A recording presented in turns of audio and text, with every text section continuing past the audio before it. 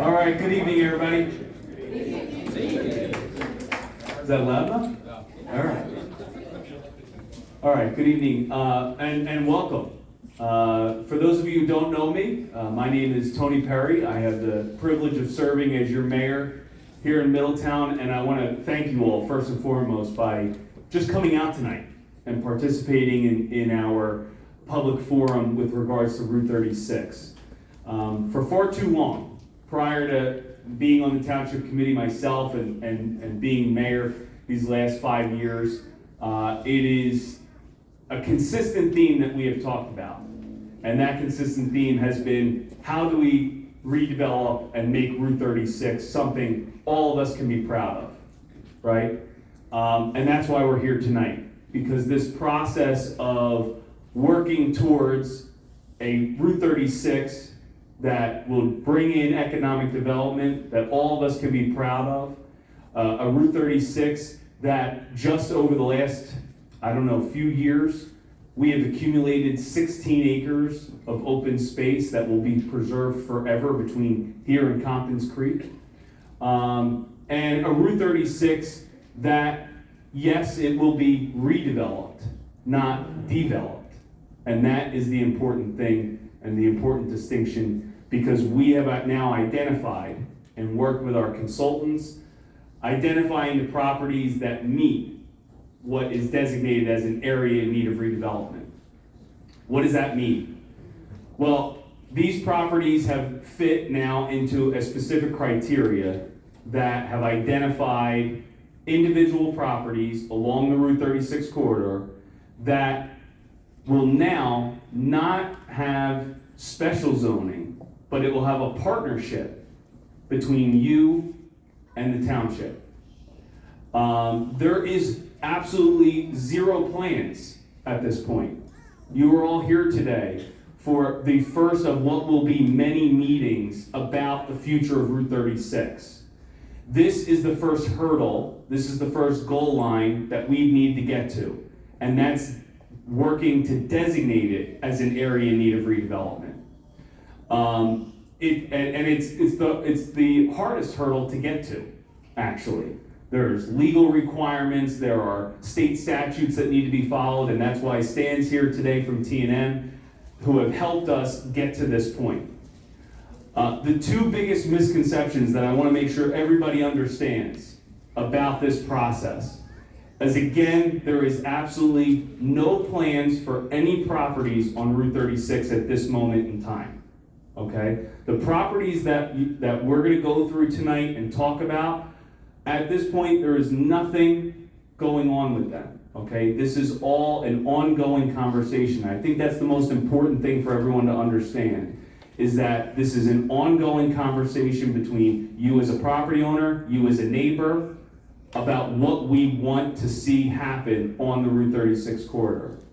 The other one, and the biggest misconception, there is absolutely no eminent domain, okay, in this proposal. It is not allowed under this redevelopment plan.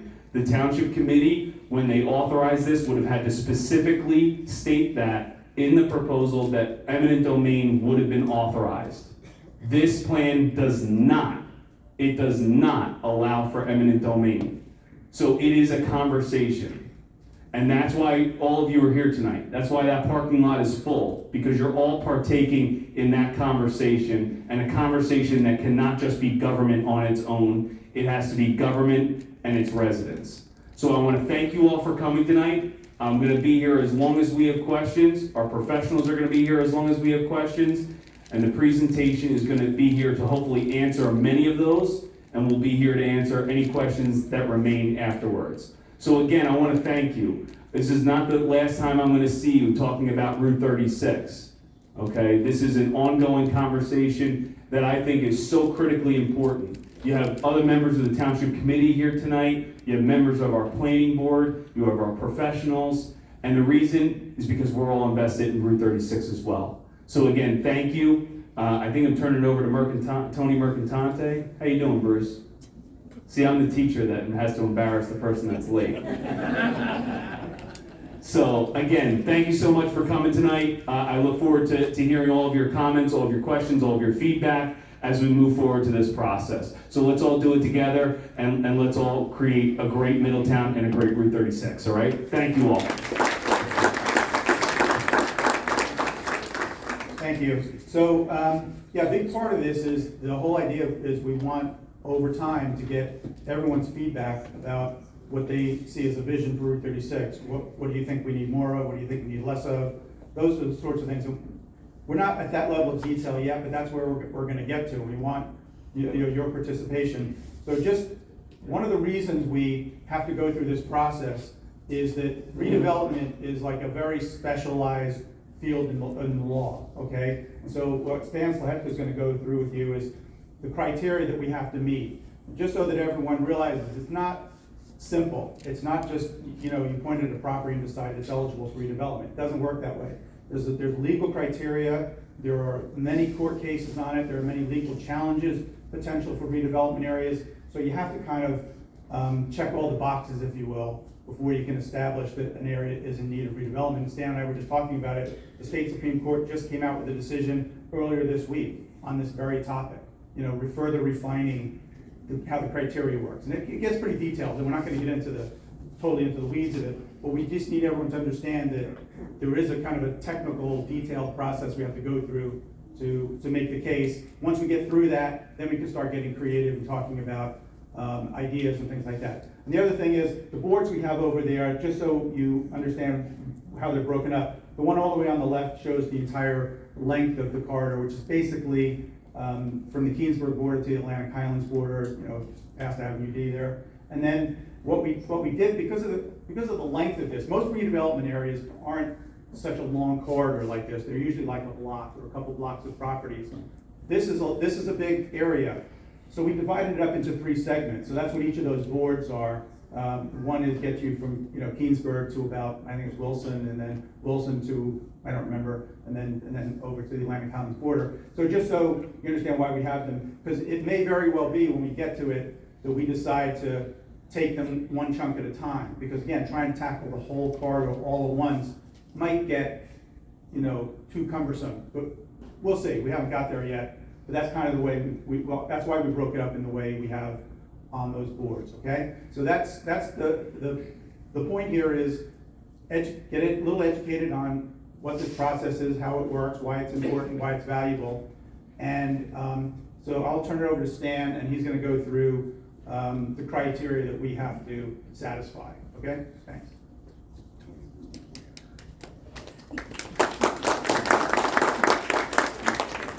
Good evening, everybody. And I'm going to, even with the microphone, I'm going to try to talk louder so that everybody could hear. And I appreciate you taking the time to spend an evening, a very nice March evening with all of us. And I want to thank the mayor and Tony for really setting up a very good introduction to the issues. And I'm going to try to be as clear and probably most importantly as succinct as possible in describing the redevelopment process and the steps that the township needs to take to determine whether or not, first of which, whether or not the properties that are in these study areas are in need of redevelopment. And I can probably say right up front that there's some properties that we're going to find meet that statutory criteria and can be designated as an area in need of redevelopment. And there are going to be other properties in the study area that don't meet that criteria because they're functioning well, they're really good properties, well designed, and in good shape, and that's fine. That's okay that there are certain properties that will not meet that statutory criteria. But at the end of the day, after that determination is made, and then you've had the opportunity to have input into the process of crafting redevelopment plans, I think the focus, the township's focus, the mayor touched on this, is looking at the Route 36 corridor in a comprehensive way, not taking any sort of isolated approaches, but how does everything work together, both in terms of the township's existing zoning, any redevelopment plans that you may adopt pursuant to this process, and then ultimately, and we'll get into this in just a moment, the ultimate objective and the ultimate determination about whether or not you've successfully redeveloped an area is not that you've crafted and that we have a redevelopment plan on the books and it sits there on the shelf, but there are actually projects that are undertaken in accordance with the redevelopment plan that match up with the community's vision for how you want to see the corridor revitalized and redeveloped. And those projects get approved and they're successful, and the transformation and the revitalization that the community desires actually takes place. And that's really the fundamental measure of a successful redevelopment process. So again, I'm going to just highlight, and we're going to break this up into two parts. The first part, we'll be talking a little bit about the redevelopment process and the steps in that process. And as Tony and the mayor had indicated, that's a process set forth by statute, by law and regulation, sometimes interpreted by the courts, that set the framework for us to, as planners, as professionals, to analyze this process and analyze whether or not an area is in need of redevelopment and crafting a redevelopment plan.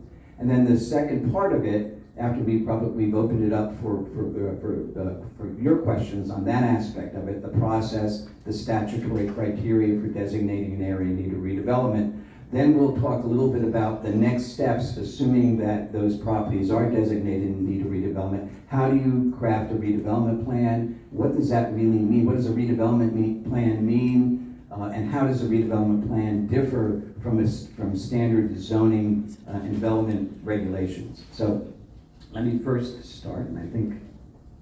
I have one question. I'm sorry to interrupt, but That's could you okay. define what redevelopment means? I'm going to just, thank you for that's the next slide. So let's see if we can get the page down here. Oh, actually, let me do it from this one. Let's see. There we go. So this is a quote that comes from the Redevelopment Handbook, a guide to rebuilding New Jersey's communities. That's a book that I co-authored with a gentleman by the name of David Roberts, and it talks about the redevelopment process. And we did 2 editions of it, and then we're currently in the process of crafting a 3rd edition. But essentially, that redevelopment handbook is used by planners, lawyers, professionals, elected officials, community members to understand the redevelopment process in New Jersey. So this is a long quote, but I just want to highlight a couple of things out of it that are important to understand. Essentially, the redevelopment and the way that redevelopment is defined by the law and by the courts, it's not that a process that says, hey, I've got something that is developed in a certain way, and I want to develop it better, or I want to change something just for the sake of change.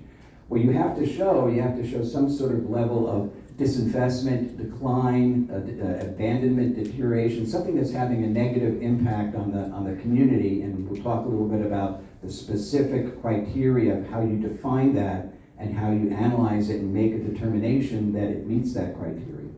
And then it could be either privately initiated or initiated publicly, but typically the way that we define redevelopment pursuant to the law that governs it, and which I'll get into in a moment, called the Local Redevelopment and Housing Law.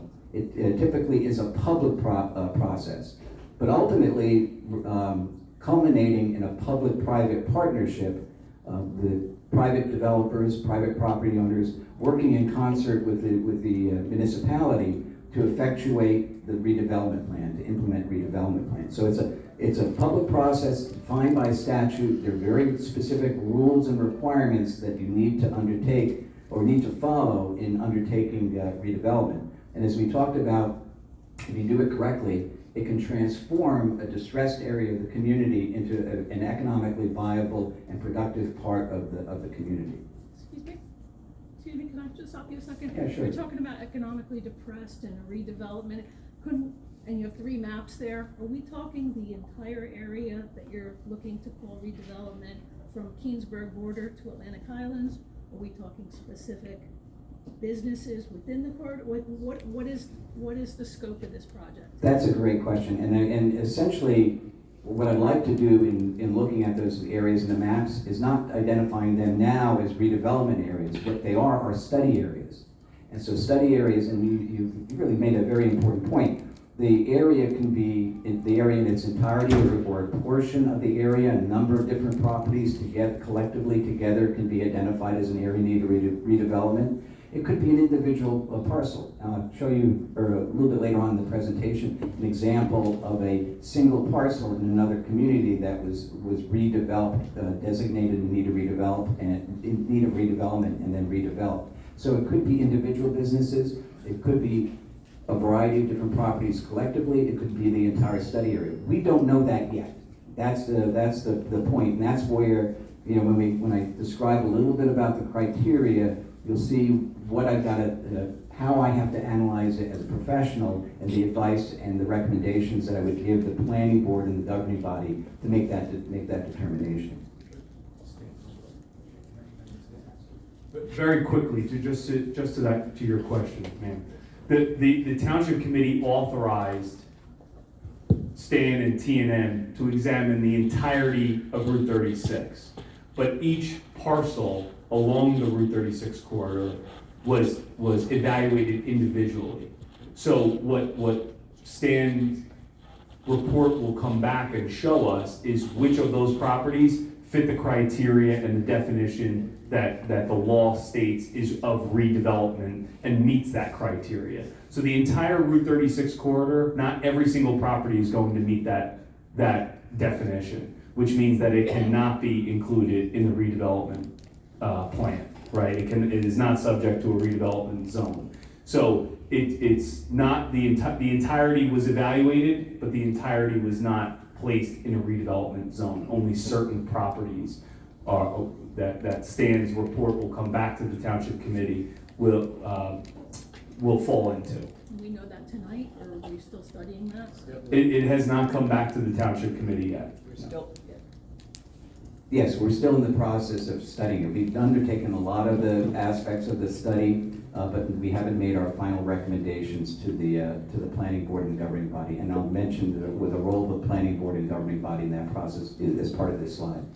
So as I mentioned, that the redevelopment process is governed by law. The law is specifically called the Local Redevelopment and Housing Law. The first bullet there is the specific statutory reference where that law is in the state statutes. And we have to follow that law, as we would have to follow any law.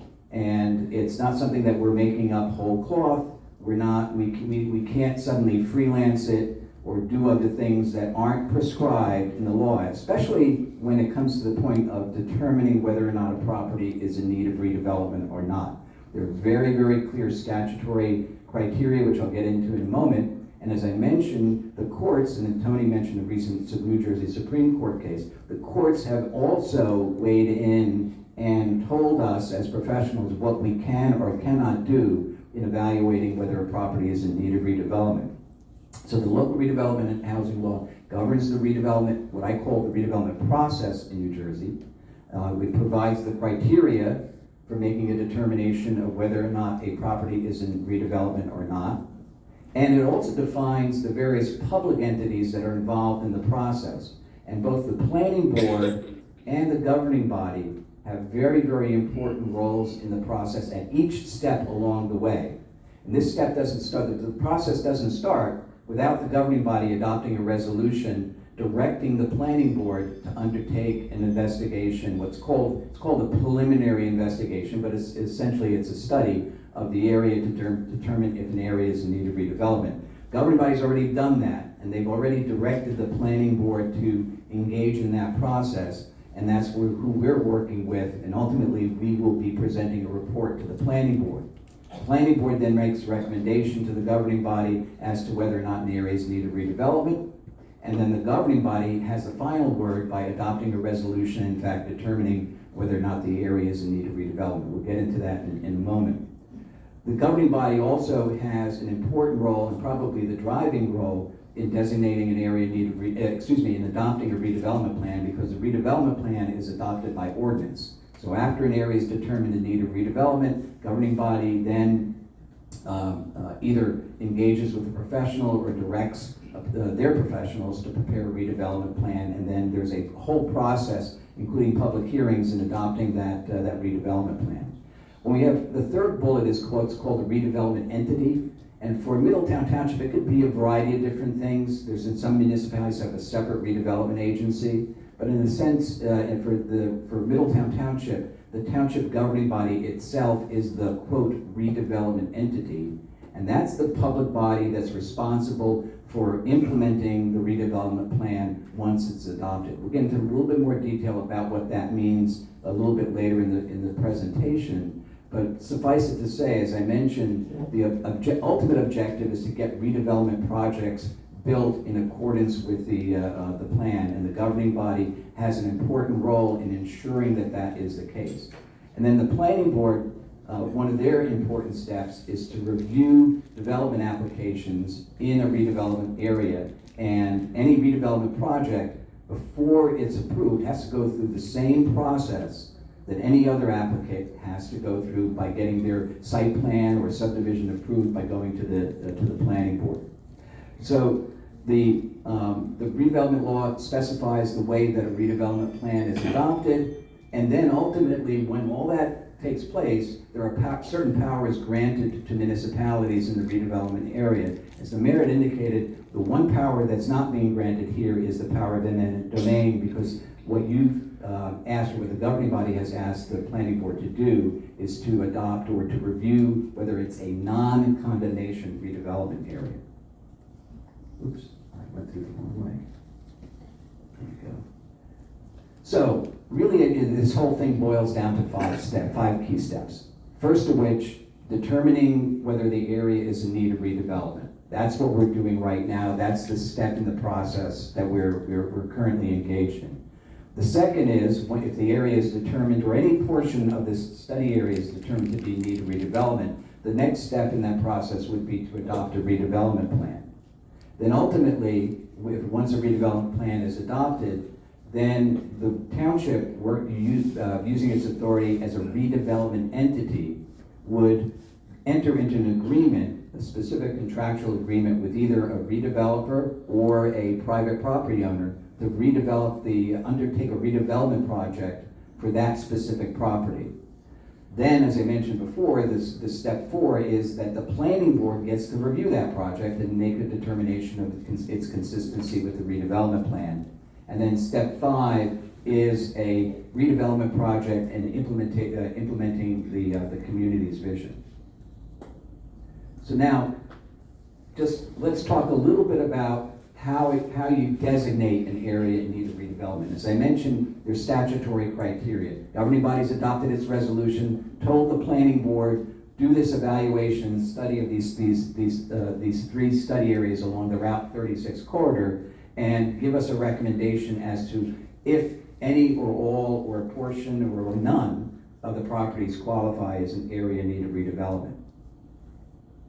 And then, so I've pretty much handled most of this, but essentially that's what's happened. The governing body has adopted its resolution. There's the preparation of the report, which I am doing right now on behalf, or Team M Associates is doing on behalf of the township. Very important, and this is again prescribed in the statute. There is public notice. We've noticed on this public information meeting, but there's a formal process for ensuring that there's adequate public notice to the property owners, specifically to the property owners within the redevelopment area, but also to the community as a whole, as to the time and date of any public hearing at the planning board when the redevelopment preliminary investigation report is going to be presented to the planning board. And at that planning board, the planning board conducts a public hearing. You will have any property owner or anybody who has an interest or concern within the community about the proposed designation will have their opportunity to be heard at that public hearing. Now, I don't know how many, Tony, I think we talked about that. It's divided into different sections. There may be multiple public hearings depending upon the number of sections and how many properties are potentially being designated. But every one of those public meetings and public hearings will be noticed. And that's the time, that's the opportunity for you as a public to weigh in on the designation, not on the redevelopment plan itself, but whether or not those properties meet the statutory criteria, and the township then can take the next steps. I have a question for you. Yes, sure. About the redevelopment, are you talking about just redeveloping land that's there, or are you talking about buildings that are there that can go into the redevelopment? Yeah, there could be both. Yeah, exactly. Excuse me, are you talking about total knockdowns of, like, say, Dawson's? Are you talking about like knocking the whole thing down, starting over with what you decided is No. a fit, they No. a better thing? We don't decide any of that. It's decided by the property owners. And If If you decide this, who pays for this, the property owner? Yeah, So what if he decides he doesn't want to pay for it? They just do it. then nothing happens. Everything's done cooperatively. There's if no one wants to participate, they don't have to. So just so that everybody knows, the question was, what happens if a property owner does not want to enter into an agreement with a redeveloper? The answer is nothing.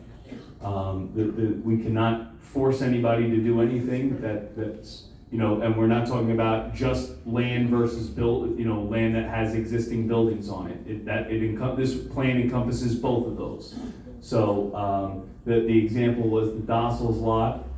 If Dossels, the owner of Dossels decides not, the old Dossels decides not to do anything, then nothing happens. But that shouldn't stop somebody down the highway from being able to do something. But later on, you're not gonna tax them out of it or try to seize it with the money together. That's not possible anyway. Not that, and I don't want people to be confused by a comment like that. That's not possible.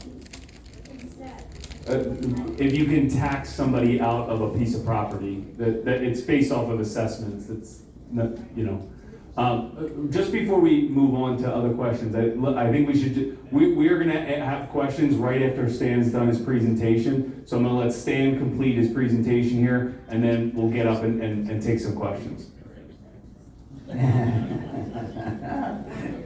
I'm getting close to the I'm getting close to the break point in the presentation. So then, what's the matter? You don't want to listen to me in the evening? I can watch Ted Lasso or something on the streaming instead. So then, as I said, the planning board, once it conducts its public hearing, it's making a recommendation. The planning board itself does not designate the properties in need of redevelopment. It makes a recommendation to the governing body. And then the governing body reviews that recommendation, makes a final determination, and if it agrees with the planning board's recommendation, it adopts a resolution formally designating the area in need of redevelopment. And then that resolution, and typically the report itself, gets sent down to the commissioner of the New Jersey Department of Community Affairs. And if the area is identified as an area for growth and development, which I think most of this corridor is, it's a pro forma determination, but it's a statutory requirement that you have to send that resolution to the Department of Community Affairs. So let's talk about. And after I review this criteria, we'll take a stop. And then before we go into the redevelopment plan, which is really the next step after this. So there are, as I mentioned, there are statutory criteria, we call it criteria, in the law. And this is in section 5 of the local redevelopment and housing law.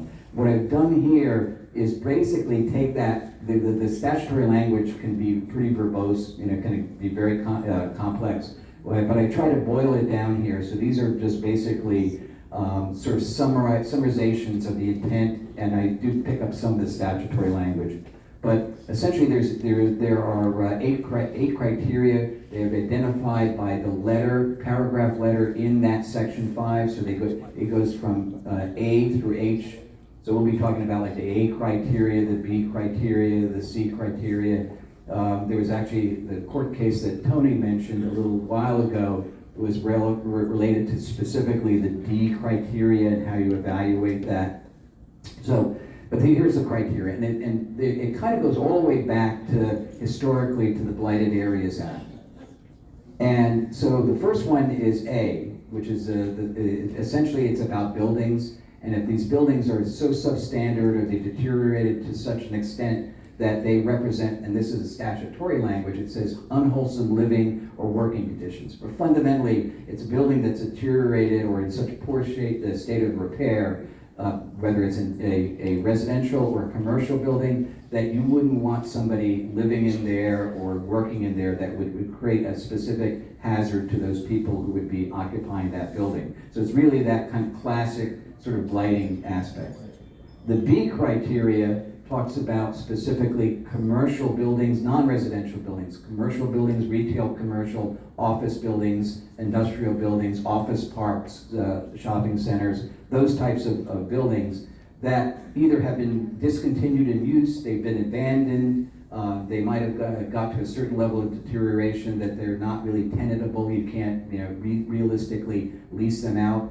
And then the law was changed, and this happens from time to time, the law gets amended, but back in 2019 it was amended to, that B criteria was amended to say if a property has pretty significant, and the statute doesn't define it, but if it has significant vacancies over a period of 2 years, essentially that it's not like just one vacancy in a very large strip mall, but it would be, if those vacancies were pretty substantial over a period of 2 years, that you could designate that area or that property as being in need of redevelopment.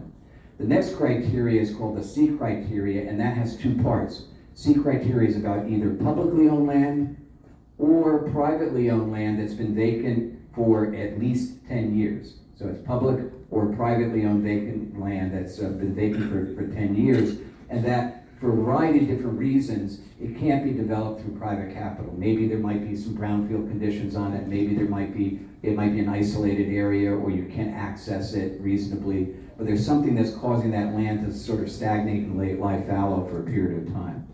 So then you get D, which we mentioned in the court case, and D is sort of talks about not only buildings, but buildings and improvements, looking at the site and the property in its entirety, including driveways, garages, how the site has storage or circulation, parking, all the aspects of how the site is functioning. And then you have to either it's showing dilapidation, obsolescence, overcrowding, faulty arrangement or design, lack of ventilation, light, and sanitary facilities, excessive land coverage or deleterious land use, or any one of those or any combination of those factors that actually, and this is where the court weighed in, that it's actually causing a very specific and measurable detriment to the public health, safety, and welfare. So it can't say, hey, this site has some nonconformities, but it's working well, and I can't say that it's actually having a negative impact on the surrounding area and call it in need of redevelopment. I have to show how those conditions exist on that site and show how they are specifically having a negative impact. For example, if there's driveways that aren't functioning or designed in a way they function in an unsafe manner. There's some aspect of the site it's designed that potentially can cause a negative impact. And then probably the last one that's specifically relevant to the study area that we're looking at is what's called the E criteria, and that's also been weighed in on by the courts, and they've helped define it, and the fact that the law was amended a few years ago to incorporate the decision of the court on the application of the E criteria. But here it's very specifically defined. You got diverse property ownership, or there may be title conditions, or some other similar types of factors as to the property configuration, ownership, title, that is causing it to basically be in a stagnant and unproductive condition.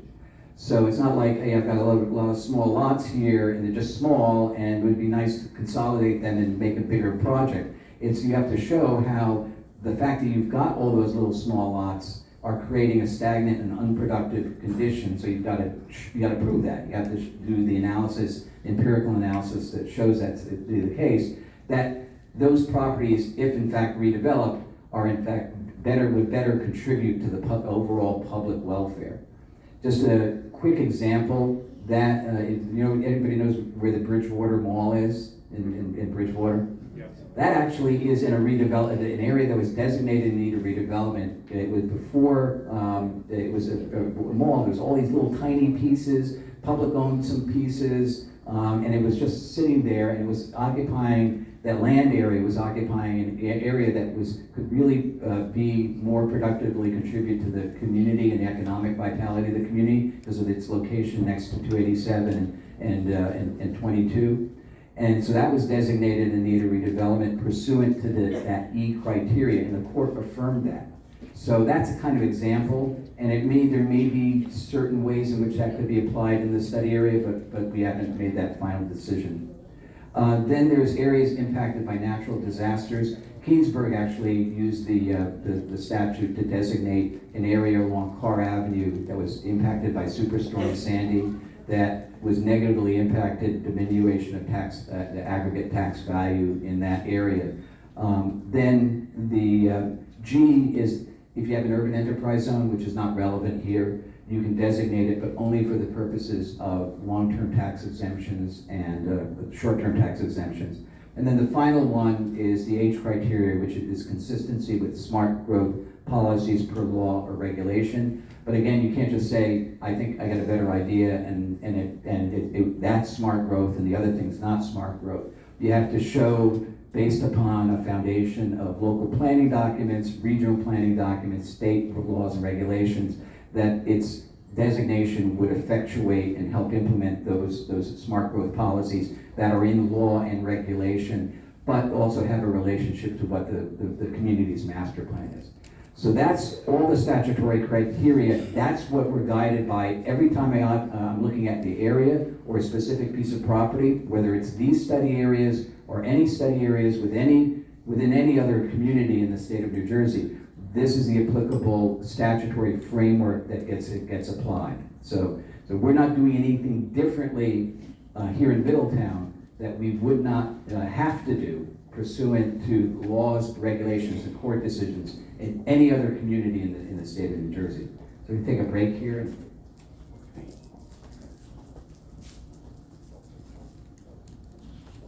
All right, Stan, thank you. All right, so just to start having questions, I'm gonna call up on anybody that has a question. I'll call you up.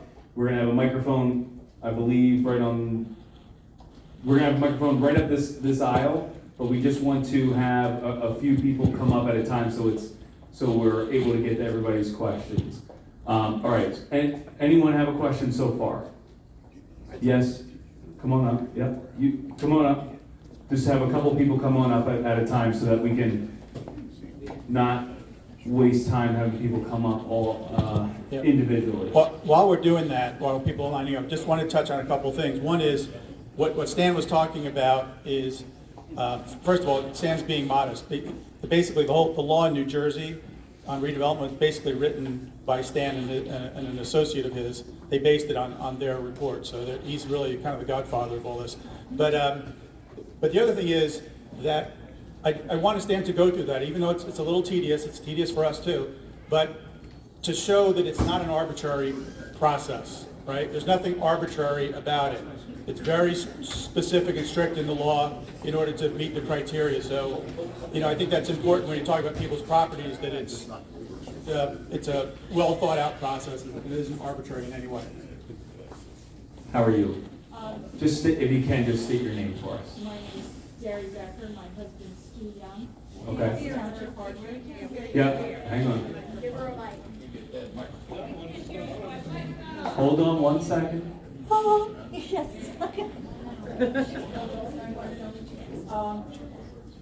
So, can you hear me?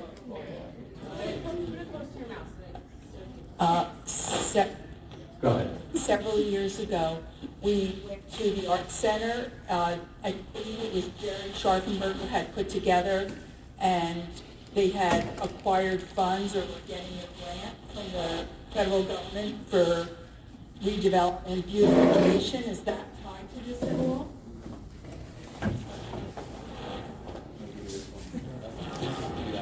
You know what I'm talking about, Tony?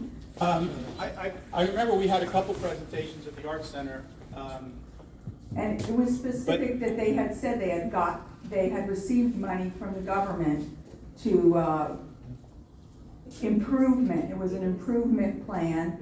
After Sandy, the Sandy planning grants? Might have been. And Yeah, they had said that and so.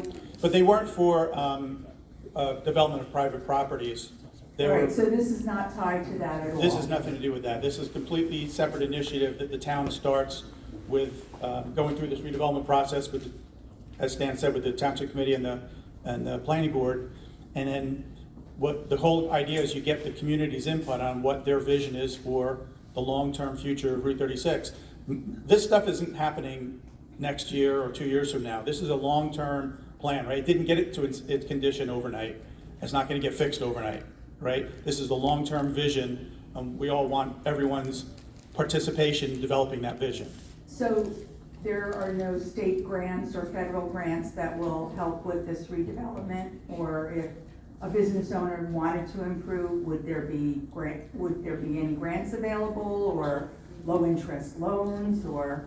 Well, there's I don't always, know how this works. there's always SBA loans and things of that nature for business owners to get. But this is more from a governmental side, allowing for redevelopers to come in, either acquire properties, come under contract with those properties, and improve them, right? One of the biggest issues that properties along Route 36 have, right, is that they're too narrow and they're too shallow, is one of the biggest problems. And with that, the town's zoning ordinances do not allow for certain things to happen on those properties, and that's why you don't get the stores or the investments that corporations want to make, because there's too much zoning, there's too many variances that are required on a piece of property. So the idea is help incentivize, help make the zoning better so that companies can come in and put the investment into these properties. And the businesses that are being affected by the eminent domain? There is no eminent No, domain. not with this, not with Okay. this, with the flood wall. Okay. They'll be given some latitude, being that they're losing some of their property. So- You're not losing property with the flood wall. You're granting an easement that you're being paid for, okay, on the flood wall. Right, but does that change the zoning if the property owner wanted to do an improvement? Well, you wouldn't obviously be able to do any improvements where the flood walls exist, where the easements exist. Okay. I think what you're talking about, though, is a very good point. Like, that's a really good example of a particular situation. There's a handful of properties on Route 36 that are being impacted, and yours is one of them, by the flood wall. That's the type of thing that in a redevelopment plan, you can factor in to the standards that you set for that redevelopment plan. Yes, the wall impacted somebody's property in some way, so you can build maybe a way of compensating for that in a redevelopment plan, in the standards in a redevelopment plan. So that's a really And will the property good idea. owners be part of that Yes. discussion? Yep. So, okay, Yep. thank you. Thank you. Hi, thank you. My name is Walt Olson, and my question is that I think many of us who have lived in the town for years can identify properties that we would know. Timmy Walsh's Gulf Station over here on Wilson Avenue, the Sires family, Hurricane Fence, the Wild Scallion. These things have been abandoned for years. Are you telling me that these people are still paying taxes on this property and we just can't go in there and condemn them for lack of taxes?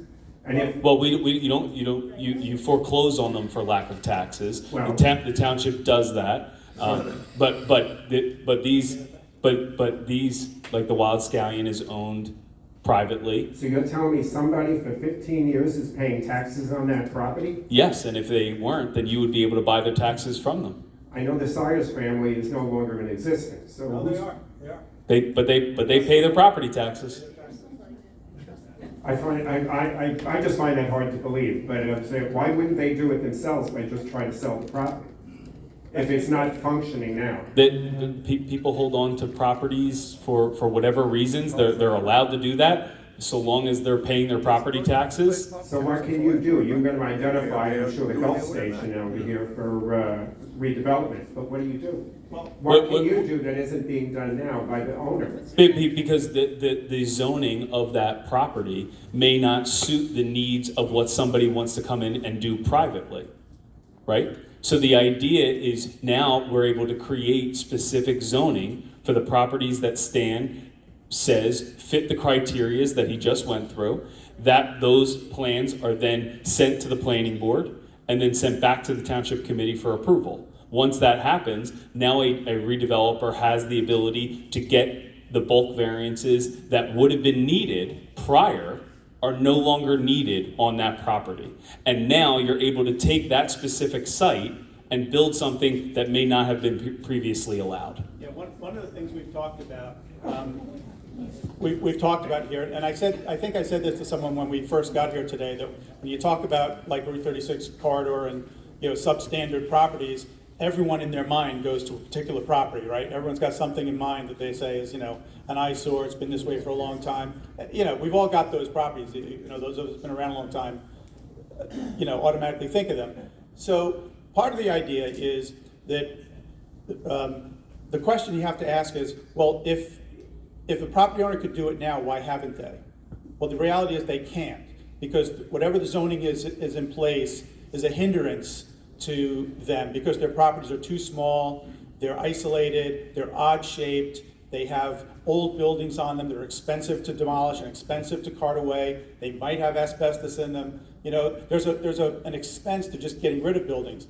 One of the concepts that we've discussed from the beginning of this process, and we talked about this years ago when we very, very first started, is that one of the techniques we can consider doing is giving people an incentive to combine their properties with their neighbors, right? Because a lot of the properties along Route 36 are really pretty small, right? I mean, Stu is a little bit of an exception, right? There's one of the bigger properties, but most of them are very small. And so as a property individually, they're hard to build anything today and meet any of the standards for parking and all those sorts of things. So maybe there's a way of building into this an incentive to get two or three property owners to work together and say, well, let's put our properties together. Now we can build something that's more viable economically, but it wouldn't work as individual pieces. They're more valuable combined. And there may be ways we can incentivize that in the standards. That's one of the things we've talked about all along is important to recognize. As Dan mentioned it, one of the criteria is you have a bunch of isolated individual properties, and for whatever reason, some of them are in weird property ownership situations, and they're just difficult to untangle, and the Cyrus property is one of those. But if you incentivize it so that there's an economic incentive to combine or work with your neighboring property owner, that's a way of spurring it. But if the market was going to do it, it would have done it by now. The market's not going to do it. So we have to kind of create a catalyst for that to happen. And that's part of what the redevelopment planning process that we'll get to next, and Stan will talk about how that process works. That's what you try to do. You create a catalyst to redevelop properties. How are you? Hi, good, how are you? Good, thanks. My name is Megan. I live in Leonardo and I have a business on 36 as well. I'm gonna go back a bit. So I'm 40 years old this year, and I grew up in the Bay Shore. So I'm pretty familiar with the whole corridor. I grew up in Keyport, moved here about like 8 years ago. I know that there have been studies done, strategic plans, with Monmouth County as a whole for the Bay Shore Regional Plan. Long time ago. Actually, when was it? Let me look. 1997. And then there was another one, the Bay Shore Regional Plan, Monmouth County Planning Board for 2006. So I know it's 400 pages long. And it has some good ideas in it, but I understand this is something totally different. I've never met an engineer that was quick. No offense, Stan. No, I guess my point here is that since I've been a child, this whole highway has had 90% dilapidated buildings, eyesores, and I think that it's amazing that Middletown is taking this on independently.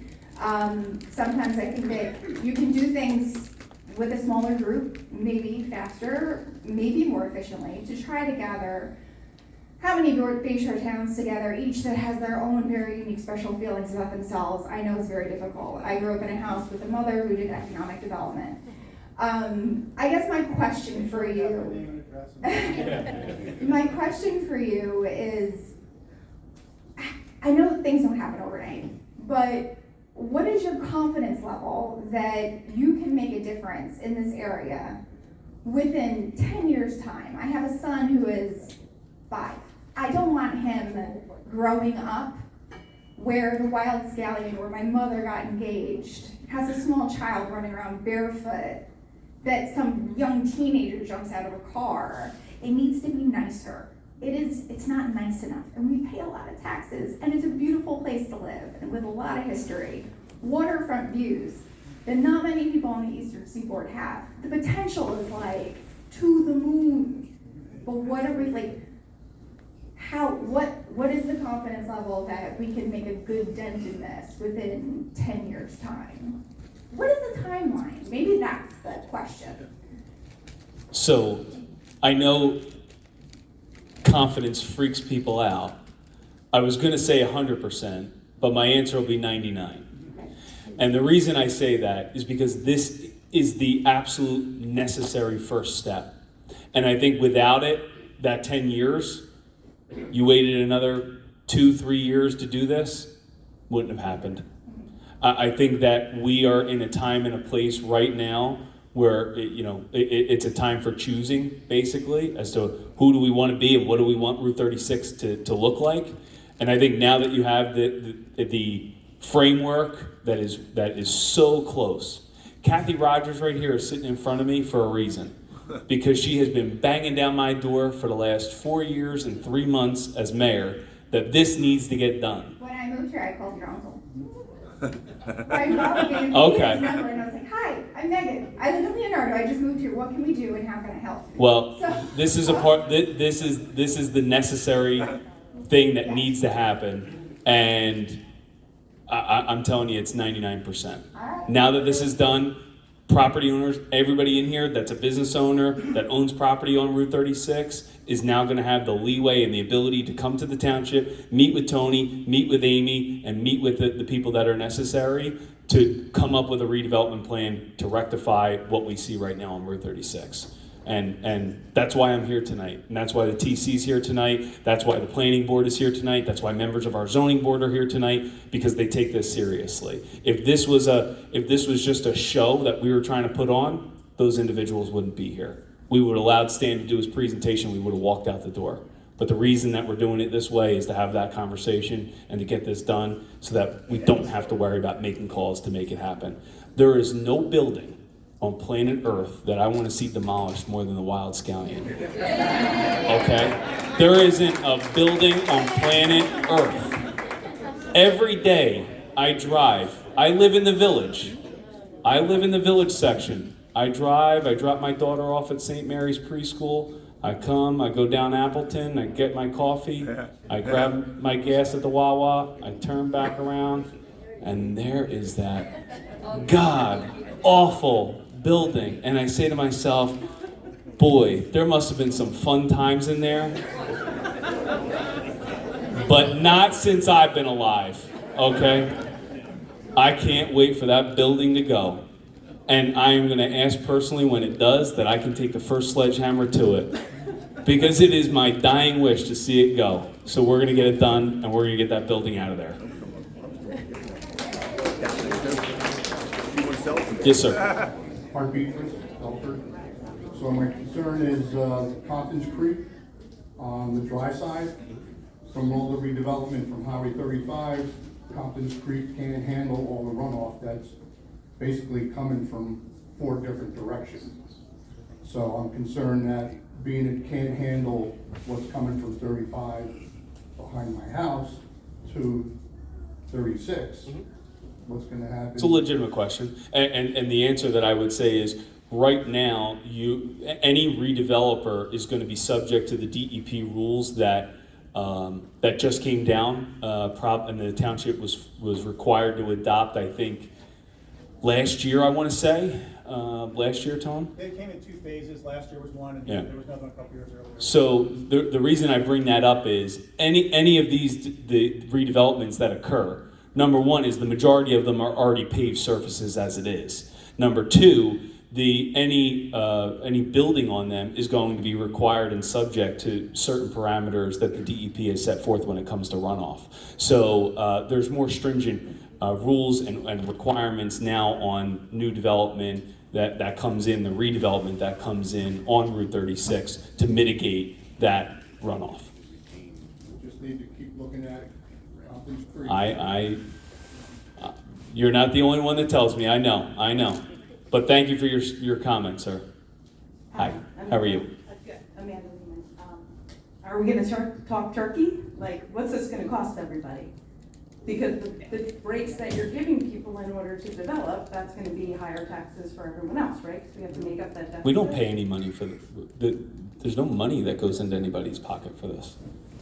No, okay, you're gonna give the people who are developing benefits. What are those benefits? Zoning, not tax breaks. No tax breaks, No, absolutely no tax breaks. no. Okay, thank you. You're welcome.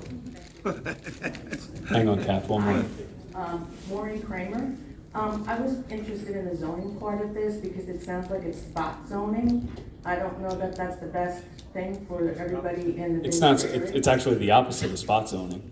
Oh, because I thought that I heard that a developer could come in, and I believe that the Wilson Avenue gas station, or former gas station was the example, where maybe a developer couldn't put something there before because of the way the zoning is, but then they could go before the zoning board and have the zoning changed so that they could then put there what they wanted. So it just seems like you'd have a whole corridor of properties that are spot zoned. No, just the opposite. No, So how is You wanna it the talk? opposite? yeah, because the redevelopment plan, there's almost two redevelopment plans, right? There's one that is for the highway itself and the properties that fit the criteria.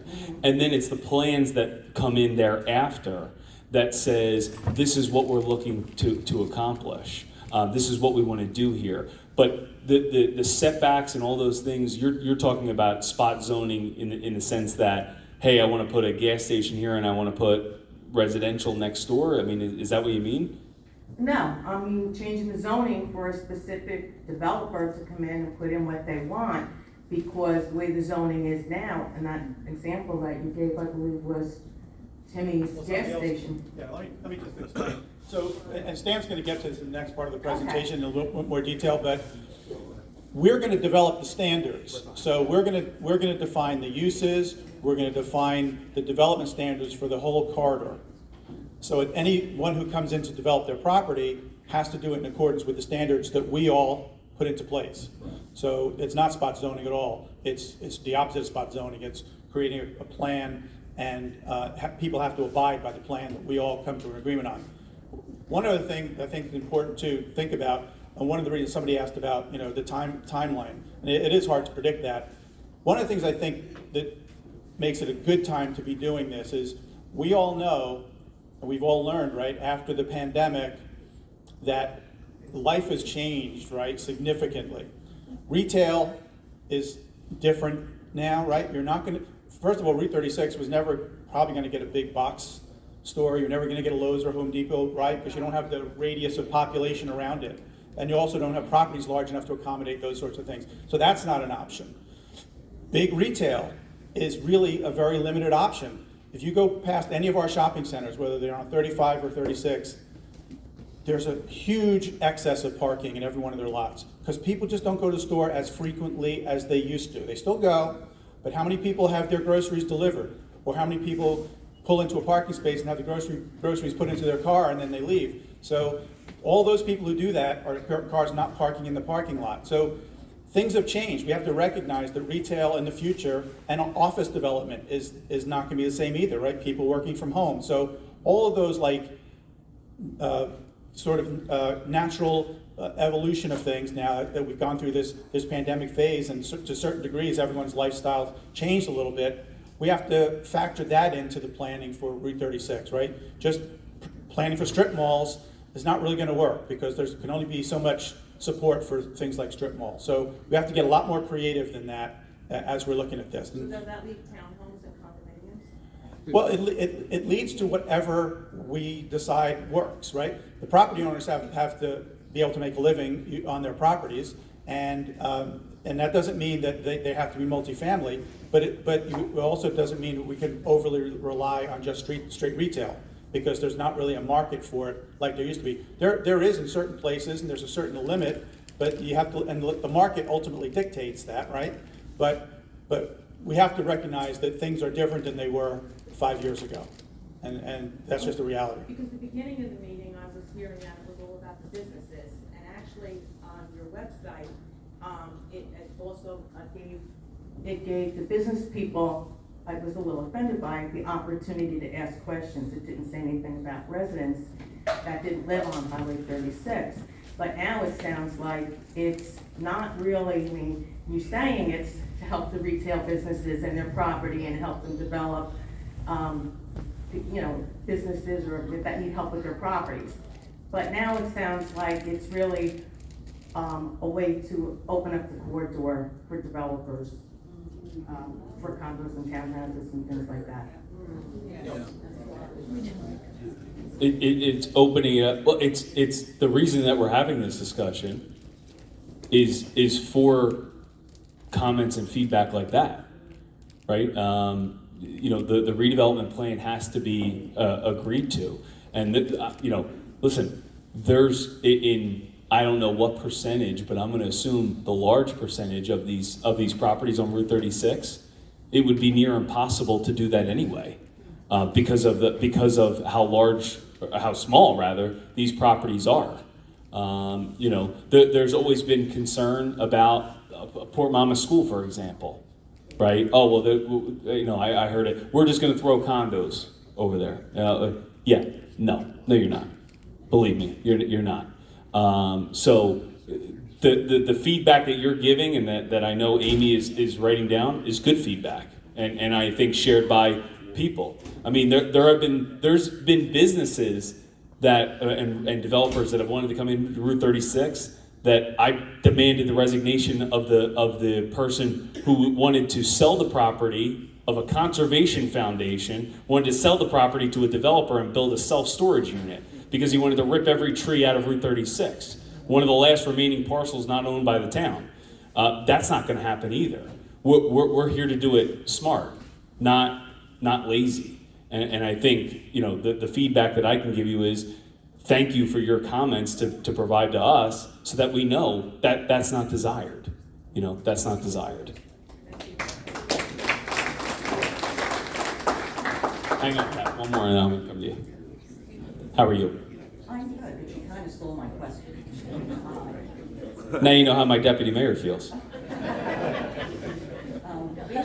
Basically, I just wanted to know, at what point in the process does the community get to comment on a developer's plan? I lived in Middletown all my life. I lived off of Route 35, and because of all the development that was going on over there, I sold my house and came over here. You cannot move over on that side of town. And I'm kind of afraid that the same thing is going to happen over here if the public doesn't get to comment on what's going on in their community. It's a great question. So I just wanted to finish Sure. up Go with ahead. one thing. So you're saying it's going to go, and it's going to be the township and the developers, and they're going to come up with a plan, and it's going to go to the planning board, and then the planning board is going to decide whether that's okay. When does the public get to say, hey, we don't want that? If there's going to be a zoning change, will the public know that there's going to be a zoning change and what that's going to be? The answer is yes. You get an opportunity to comment actually at every point during this process. Right now, you just the previous speaker that stole your question got to provide feedback, right? So this is not a requirement of this was something that we wanted to do, to be able to get feedback from residents. But regardless, when we, and most likely the process that will take when it comes to taking specific feedback will be when we break up the corridor into the 3 sections that you see over there, okay? You're gonna be notified to then be able to provide comment additionally on each of those sections if you live within, those sections, right? But it's not going to be a secret that we're holding those forums, right? If you live near Avenue D, you're going to be able to make comments on what happens in Port Monmouth. It's not going to be a secret as to when that happens. And then not only that, but then you have the ability to make comments at the zoning board, at the planning board when they have to adopt the redevelopment plan, and then at the township committee level as well. I do live over by Avenue D, so how would I get notified though if I'm not close enough to those other sections? They have to be officially notified, right? Well, once they go to the planning board, anyone within 200 feet of the property has to be notified, in addition to the property owner. Right, but once the zoning gets changed, you can't change the redevelopment plan that's there, right? So Because I've been there, and I missed out. Yeah. Yeah, I just wanna know how I'm gonna be notified, because the zoning. There's not board only, there- not only were the same way that you were notified for tonight's meeting, and same way you were notified for tonight's meeting, along with the official notices that you may receive because you live within a certain amount of feet as prescribed by the New Jersey Municipal Land Use Law. But would you say that the public should go to the zoning board meetings, and that's where they have the most influence on what? No, public meetings. These meetings, the public meetings that we're hosting, the public meetings that will happen on these sections. Okay, all right, thank you. You're welcome. Kathy, actually, can you? I'm just going to go to her, and then I'll let you come on. Okay, my name is Kathy Rogers. I don't think I need this, but anyway. I've been a resident here for over 60 years. And I've watched this corridor, 36, really go from good to bad. Years ago, when we first lived here, we had a beautiful corridor along 36. I was very proud of it. Right now, they mentioned about the wild scouting. In his presentation, he mentioned any building that's 2 years or 10 years, you can get rid of. Well, the wild scouting is there for life.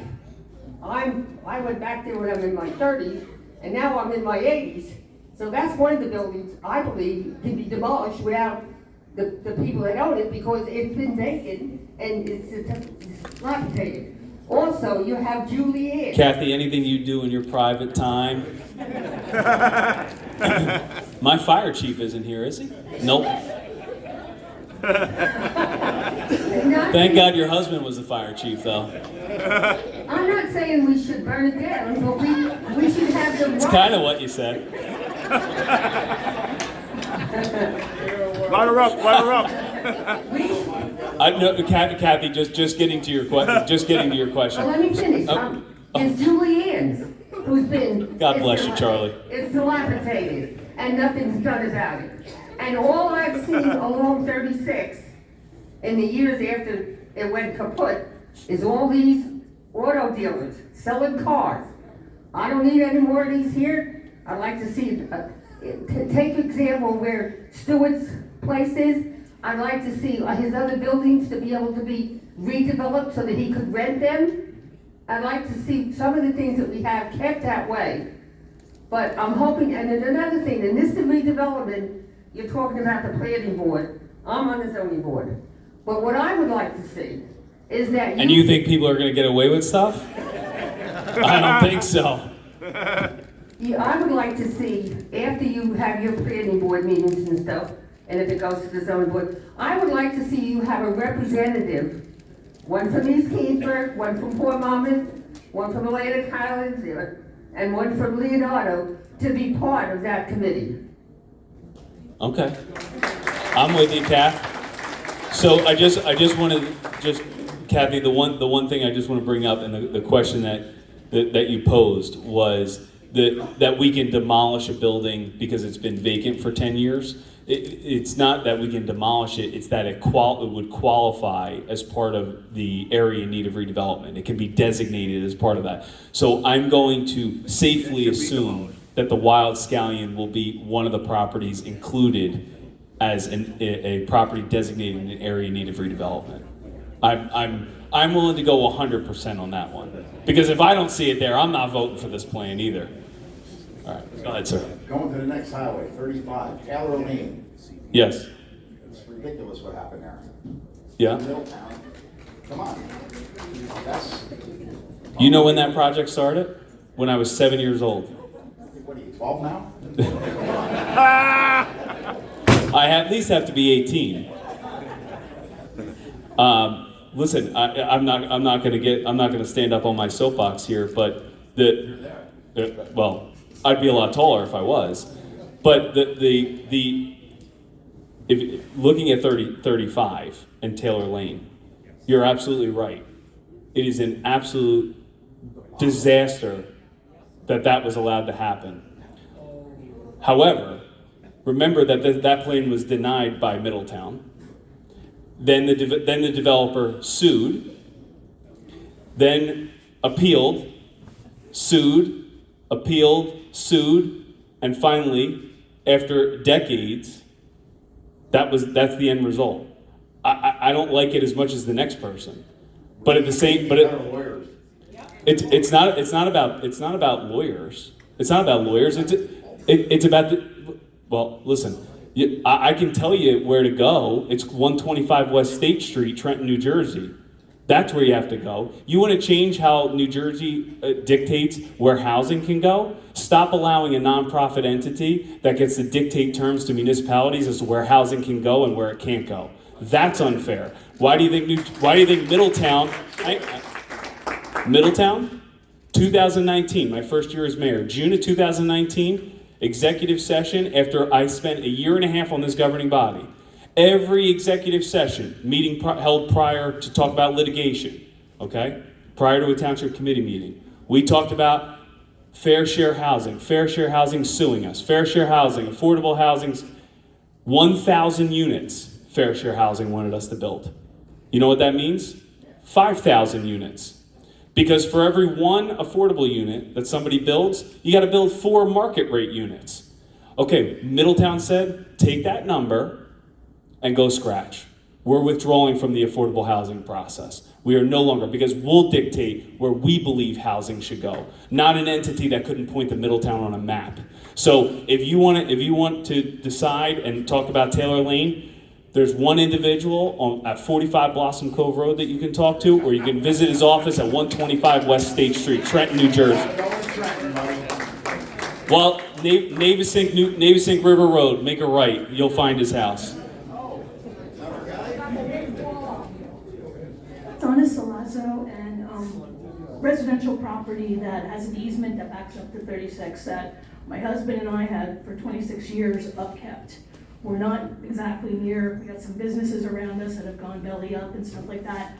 We got notice for this meeting tonight, but less than a block away from us, nobody else in the neighborhood got notice to this meeting. So I'm concerned that we're not reaching a broad enough group of people at these types of meetings, because if we're only inviting the people whose property literally is on 36, there's a whole bunch of other people a little bit behind us that are also concerned as well that aren't invited to this meeting. Well, this is a public meeting. Anyone's invited to the meeting. Who would know about it? I got the letter in the mail based on the law that says. Well, I don't know, but my fire marshal's going to tell me in a minute that we can't have any more people in this room. I mean, if 10 people were here, I'd agree with you. But when you have a room like this, I haven't had 65,000 people in Middletown, and this doesn't look like we even have, There's 68,000 people that live in Middletown. The same 5 show up to my township committee meeting every other week. So what I'm saying is that this is you can't deny that this isn't a representation of individuals that care about Middletown and care about Route 36. I'm just saying I have got a notice, and I think there was a lot of other people who, as I was talking to, they're like, really, I didn't get a notice in the mail. Where would you draw the line then? I'm asking. Maybe my property backs up to 36, maybe the property's up to Leonardville Road. I don't know where specifically you live, but the law requires 200 feet. I guess along those same lines, the big development that was built across from Target, what was the public forum for that? Because that seemed to just go up overnight without any public comment. Ma'am, it's been going on for decades. It's been going on for decades. I don't get an invitation to a public hearing in a court either. There was ample opportunity for you to testify when I was in 1997 to talk about that project when it was denied by Middletown Township. All I'm saying is it does sound like we're trying to turn everything into condos and townhouses and multi-unit dwellings. Ma'am, I'd like to see some open space on 36 as well. I agree with the Wild Stallion needing to go, but I like some open space, parks and things like that too. Not all this, urban sprawl. I don't want to see any. I went and demanded the resignation of an executive director of a nonprofit because he wanted to take a wooded piece of property and sell it for a profit because it was donated to him for $1 and turn it into a self-storage facility. You're preaching to the choir. You're preaching to the choir. Is it okay if that storage unit gets dropped by helicopter in a place that doesn't have any trees right between 2 residents? Just checking. Are you that property owner? No, I'm not the property owner. But Are you interested in building a self-storage unit? Okay. I don't want to live next to one, I'll tell you that. I don't blame you. All right, before I let Stan come back up here, is there any other questions?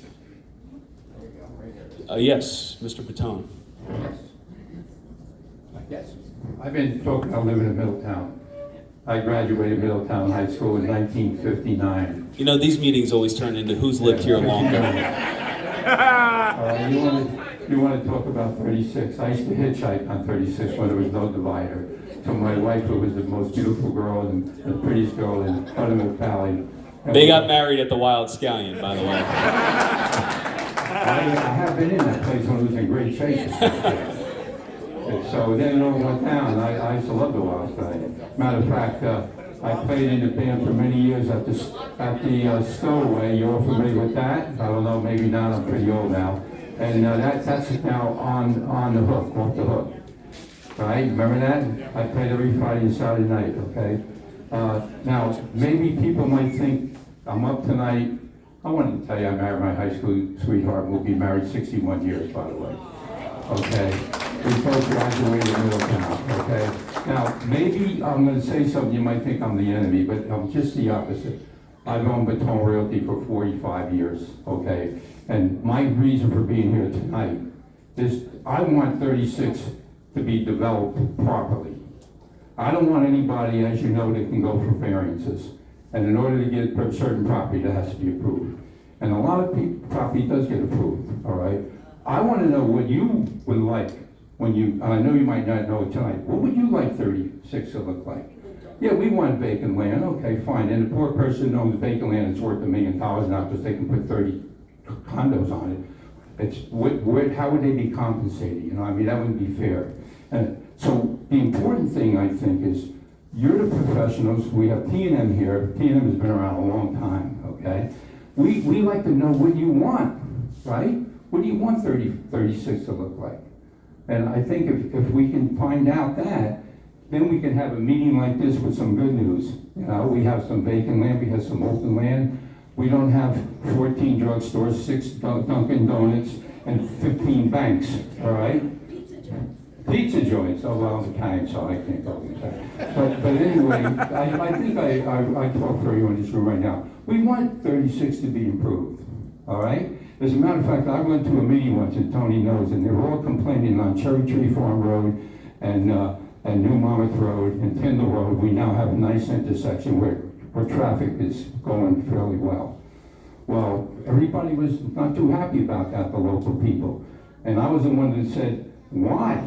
I don't like waiting at a light for the light to turn and turn and turn. And look how beautiful that is. Now, we have a couple other spots off of Wilson Avenue and further down that have the same little problem. Tony knows what I'm talking about. I won't talk any longer because I do like to talk. But in any case, that's what we like to see. Tony, yeah, Tony. I would say, what the hell are you talking about? But your name's Tony too. They all call me Ant because I was always stepped out on my life. No, all right. Thank you for your time. I would just say, just a response to that is, because it's an excellent question. What do you want to see Route 36 look like? And it's an answer that, to me, what do I want Route 36 to look like? I want to revisit its history. I want to revive its history. I want something that when you have your kids, your grandkids, take a look at Route 36, I want something to be proud of. I have a 2-year-old and a 1-year-old. Every day I fight to make sure that we're providing a Middletown that's as good as we have it now. But I know we can make it better. I know we can create sprawling businesses. I know we can attract them as long as we have the right people working day in and day out, professionals, elected officials, every single person working to bring in what's right for Route 36. What that is today, with specifically coffee place, nobody wants any more banks, I hear that all the time. Nobody wants any more pizza places, I hear that all the time. But what do I want? I want something that's going to make everyone else proud. And that is why this conversation happens. I want the 16 acres that we've just acquired in open space to double. I want things to occur on Route 36 so that when we all leave it, we are proud of what we left behind rather than just saying it's the next person's problem.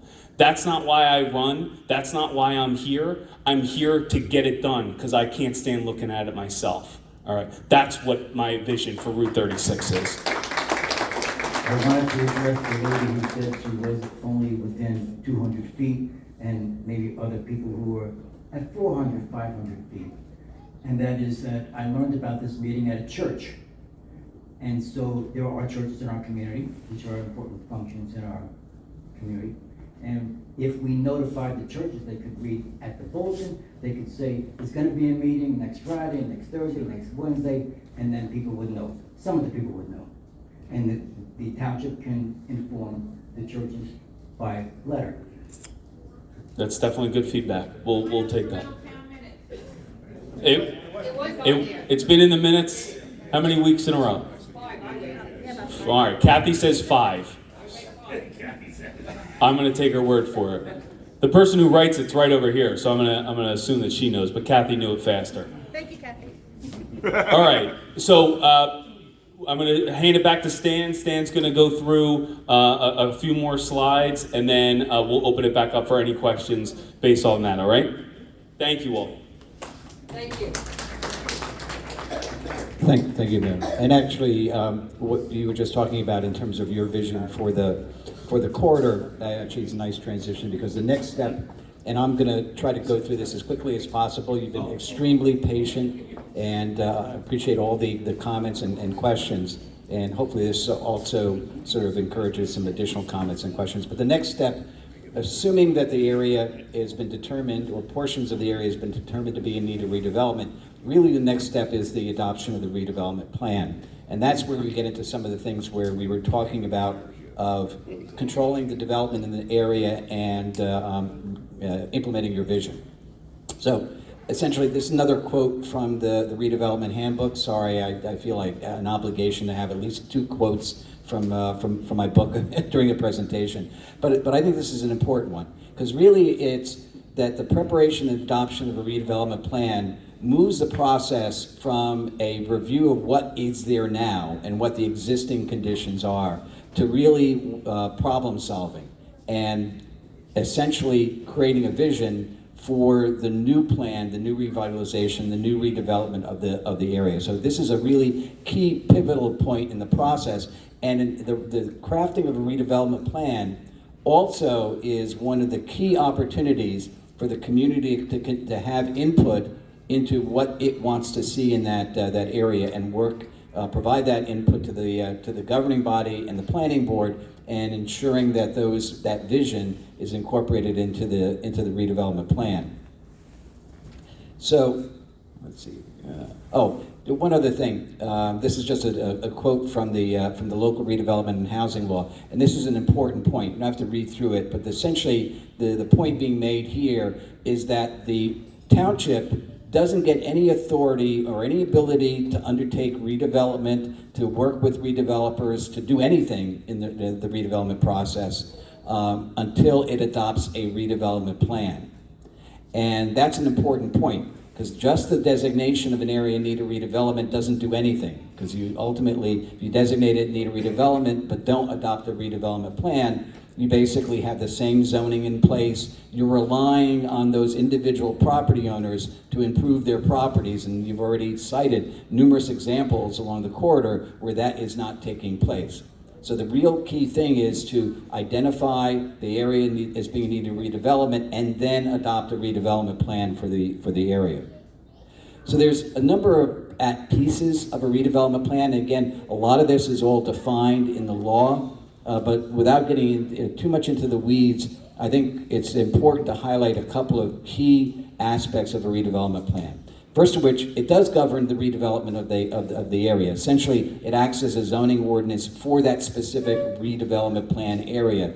And that redevelopment plan can govern a single property, or it can govern a large tract of land, or a variety of different properties.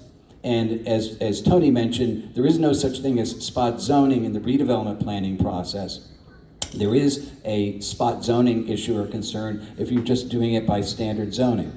It's adopted, the redevelopment plan is again adopted by the governing body by ordinance. So there's going to be a community, a public engagement process, but then there is the required adoption of the ordinance, and there's a public hearing of the when an ordinance is adopted for the implementing and adopting a redevelopment plan. The redevelopment plan states the goals and objectives in that redevelopment plan area, but it also has to relate it to the comprehensive planning goals of the community. So you've had a lot of studies along the Route 36 corridor. You have an overall comprehensive master plan that's been adopted by the planning board that governs land development and land use planning in the township. So you don't want to necessarily just adopt a redevelopment plan unless you it has some relationship to and helps to implement those comprehensive plans for the community. That's when you're doing positive planning and you're not just have a variety of different plans that kind of create this little mosaic of things that are happening. But you want to relate it to what are your overall goals and objectives within the community.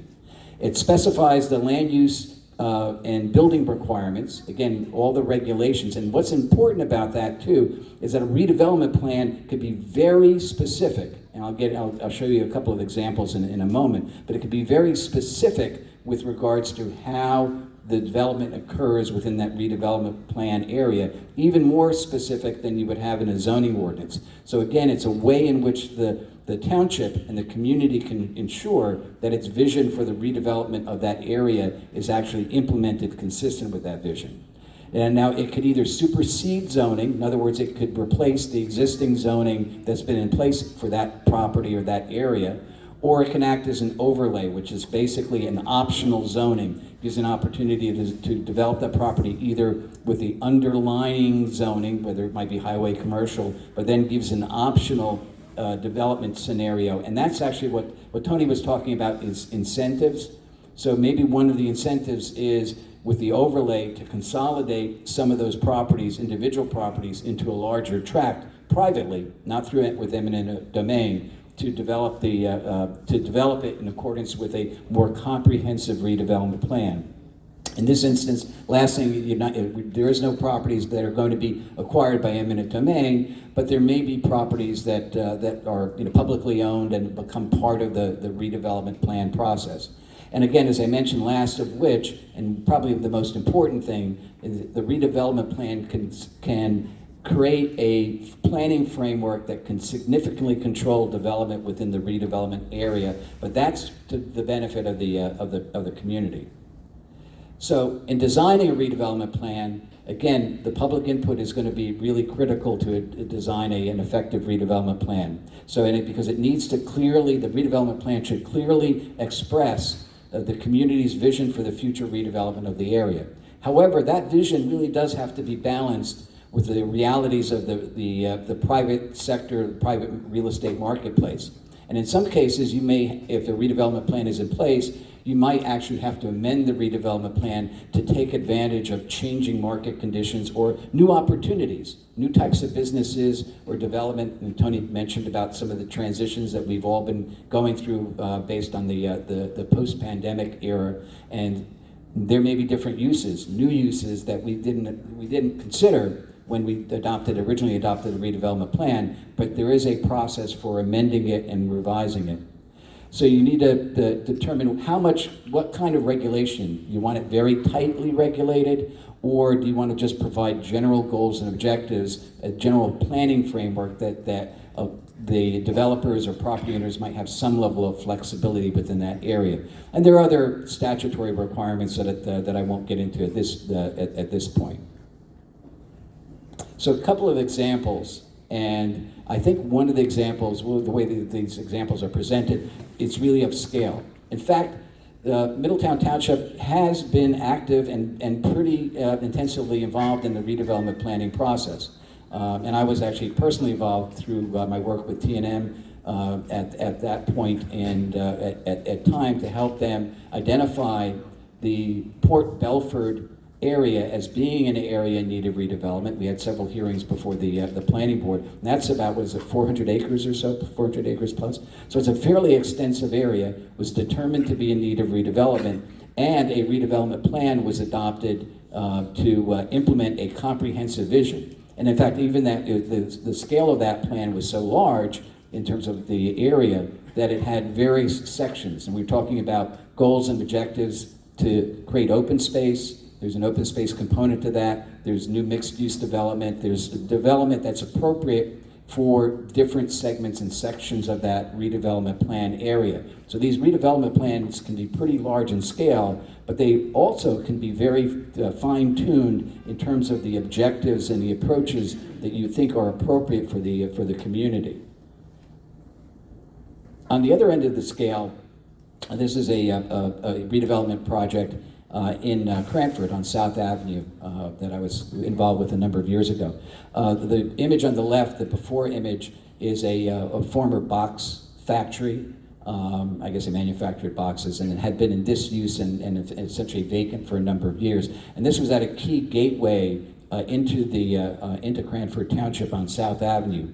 So there were some plans and some interest by, in this case it was, ultimately it was Walgreens, but by developers to develop this site. It was an individual property, but they identified this, and in this case it was identified as an area in need of rehabilitation, and then a redevelopment plan was adopted with very specific design standards and controls, so they could get the community can get the type of development. Even though it was a Walgreens commercial development, you can see some of the design standards with regards to the awning, the gabling up in front, and the roof line, and other architectural design features. What's not in that image, because it's an important prominent corner, there was a nice brick retaining wall with "Welcome to Cranford" or "Cranford" on the wall that screened the surface parking lot.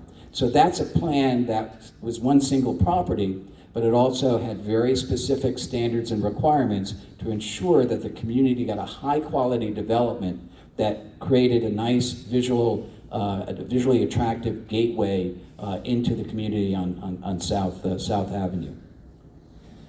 Now, when we talk about controls too, the redevelopment plans can go beyond just calling out the setback standards and requirements. You can actually have very specific design standards and call out certain features and elements, whether there might be open space elements, visual corridors, the arrangement and the lineup of the buildings and the types of uses within the redevelopment plan area. So a lot of redevelopment plans have concept plans that provide a general approach to the redevelopment of the property, but provide a foundation for evaluating whether or not a project meets and corresponds to the community's vision for that area. So you have a visual representation, and that visual representation is completely understood by everybody, by the property owner, the developer, and the community as to what is anticipated to go there. And when the plans are before the planning board, they have this framework, this visual framework, rather than just some dry standards that doesn't really convey accurately convey what the community wants. So I think the point that I'm trying to make here is that two things. First of which, the redevelopment planning process, once you get the redevelopment plan process in motion, that's another important opportunity for the community to be engaged in the development of that plan. And that ultimately the redevelopment plan, once adopted, and there could be multiple redevelopment plans along the Route 36 corridor addressing very specifically areas that are prioritized for redevelopment, and that there could be very specific design standards, requirements to help the community ensure that it gets what it wants to see and gets that level of revitalization and transformation that Tony and the mayor and others in the community here in the audience have talked about as part of this presentation. One important component to that, and then we'll get to questions, is Stan was talking about design standards, right? So, the way it works under the law in New Jersey, towns really, under traditional zoning, can't specify architecture, right? We're just not allowed to legally. A lot of times, sometimes an applicant will be, cooperative and kind of do what we think is a nice project, but there's no specific criteria. One of the things you can do in a redevelopment is be much more specific. So for example, one of the things we might all want to think about as this project moves forward is, do we want an identity for Route 36? Should there be an architectural style or theme or something like that? Or do you do something different by neighborhood? Should there be a welcome to North Middletown, welcome to Port Monmouth, welcome to Leonardo, welcome to Belford? Should we look at something like, let each neighborhood have a little bit of distinction? Everything's on the table, right, in terms of being creative and trying to make something that's really, like there are some communities you go to and you just know, you know you're there because they have kind of a look, right? We should think of everything, and all those options should be on the table, is to try to get as creative as we can to make that corridor look nice. And those sorts of things are only allowed to be done using redevelopment. They're not allowed to be done through traditional zoning. All right, so we'll get to questions. Okay, if you have a question, we'll do it the exact same way. Come on down.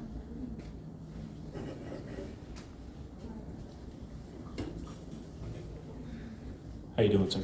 Good. So I'm Gil Lawson. I own Gilco On-Site Screen Repair. If anybody needs some windows done. Oldest resident here in Middletown. She gets a certificate for that. I bought the building about 4 years ago. The first thing I did was clean it up. Got rid of everything. I put a red roof on it. Sorry about that, but I'm sure you guys see it when you pass by. Can't miss it. Right. We don't have ice cream. Good shape. My question for you is this, is this pertaining mainly to commercial over residential, or is there like is it all commercial right now? I'm pretty sure that's what I'm thinking of when I drive down, all the commercial places that we can all name as we go down and put mix on. Is there a percentage of how much of this redevelopment is commercial compared to residential? Yeah, so I will tell you the absolute prime focus is the commercial end of it, right? Not only because the majority of the properties are commercial, right? So, but to your point about your red roof that you have is the properties that are identified is making, creating the theme almost that Tony was talking about is in Cranford, the Walgreens that he just showed, that Stan just showed, creating that standard, Walgreens wouldn't have built that type of building. They wouldn't have added the extra expense had the redevelopment plan not been in there and not created that. So the focus there in that instance is ensuring that there is I don't want to call it a theme, but making sure that developers aren't coming in, building a box, and walking away. That's got to be the goal, because that's not going to create the Route 36 that we want. So 100% the prime focus is commercial properties, and the properties that Stan sets as or recommends that fit the criteria for properties in need of redevelopment. And then my understanding, I think with most of these that are sitting so dormant is environmental issues and whatnot. So is like the state helping with that? Is that gonna be like, hey, we're gonna help you along? I know obviously like someone needs a couple $100,000 to clean up an old mess. That's probably why they're sitting there in the first place. Well, it's definitely that, but when you work with the zoning problems and the variances that property owners would need, they're willing to take the risk on, yeah, I know I have to spend X amount of money cleaning up this property, like the former gas stations and things like that. However, what they fear is putting all that money in there and then being denied because they're not able to get the variances. And I think that is the real, you got to get past that hurdle before anybody's ever going to be able to go out there and put money in to clean up those properties. Because the old gas station, that had those tanks removed, right? Those tanks have been removed. Now it's being monitored. There's wells on the property that are monitoring whether or not there was any leaks in those tanks. So these are all the things. That's great progress, but we got to make sure that we're getting people that are in there that can then work with the zoning that exists before we even get to the environmental aspects of a lot of these properties. But that's a great question. Thank you. How are you? Hello, Rosemary Newberry. I'm just a little bit confused about process. So once the properties have been identified as potential for redevelopment, then the planning board sees that, and then they recommend for the township committee to approve. Okay, now that's not the redevelopment plan, right? No, that's just the designation. That's the designation. So then who is it the same kind of process where the T&M would make a recommendation or help write the redevelopment plan, and it go back to the redevelopment plan, which is a new document. I'm just trying to understand the process. No, you're 100% correct so far. I'm surprised. You were paying attention. I got it. Yeah, but A+, Stan. Okay, now you got me confused. So the redevelopment plan gets created, goes back to the planning board, and then the planning board gives it to the township committee on its recommendation, and then you have a redevelopment plan that could sit on the shelf or not. Right? It's not the idea is not to sit on the shelf. Right, but I just want to understand process, so. But so far the process is correct, aside from the shelf. So who gives them the kick in the backside to actively work the redevelopment plan? The folks out there there are engineers and redevelopers that look for these. That the redevelopment plan is, the idea of that is to help attract those very people to come in here, because they may not look at it knowing the circumstances and the variances that are required on these properties.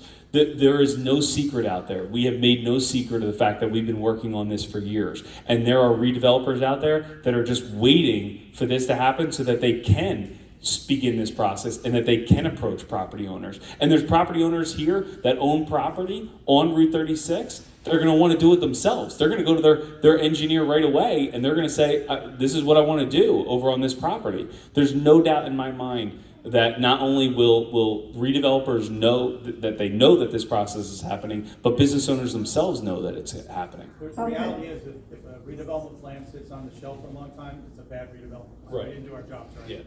Good, yeah.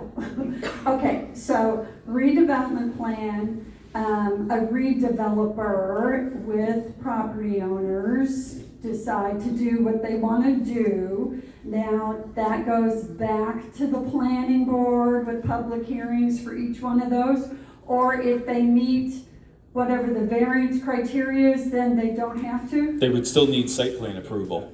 Site plan approval. Site plan approval. Absolutely. Okay, then I'm done. Okay.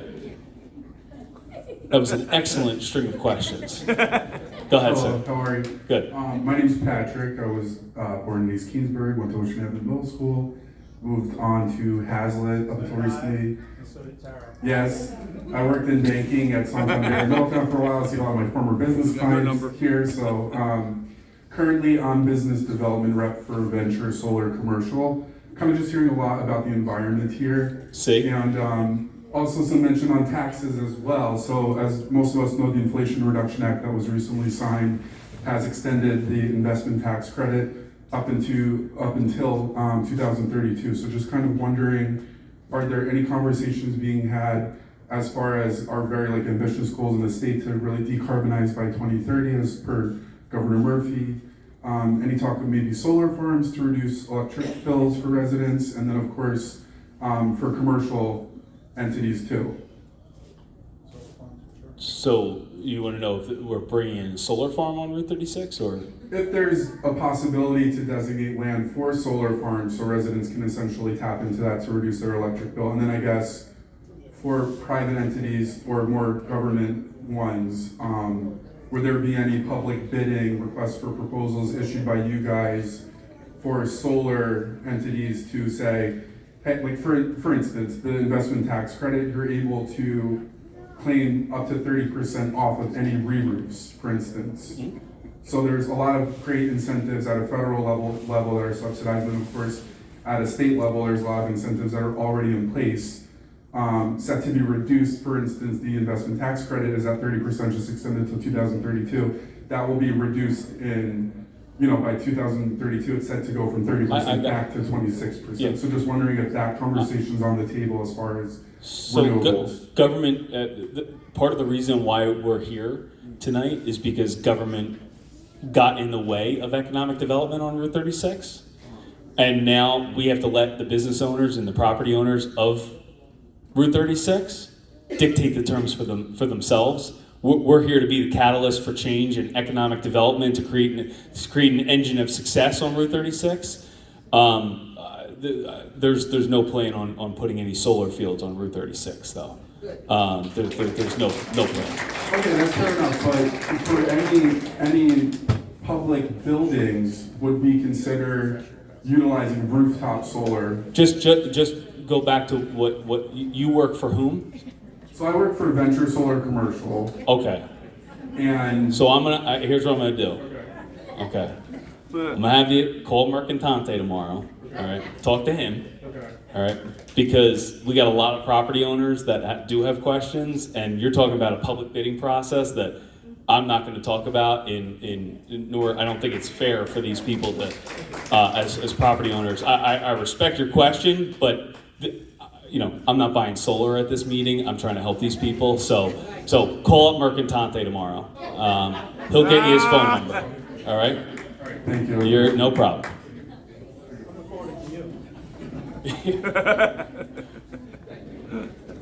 How you doing? Good. My name's Brian. Are property owners going to have any involvement in the designation of which properties are going to be part of the development plan? Yes, that's the three sections that I mentioned up there. When we are ready to, when Stan makes his recommendation, we'll present and have public meetings for all three of those areas.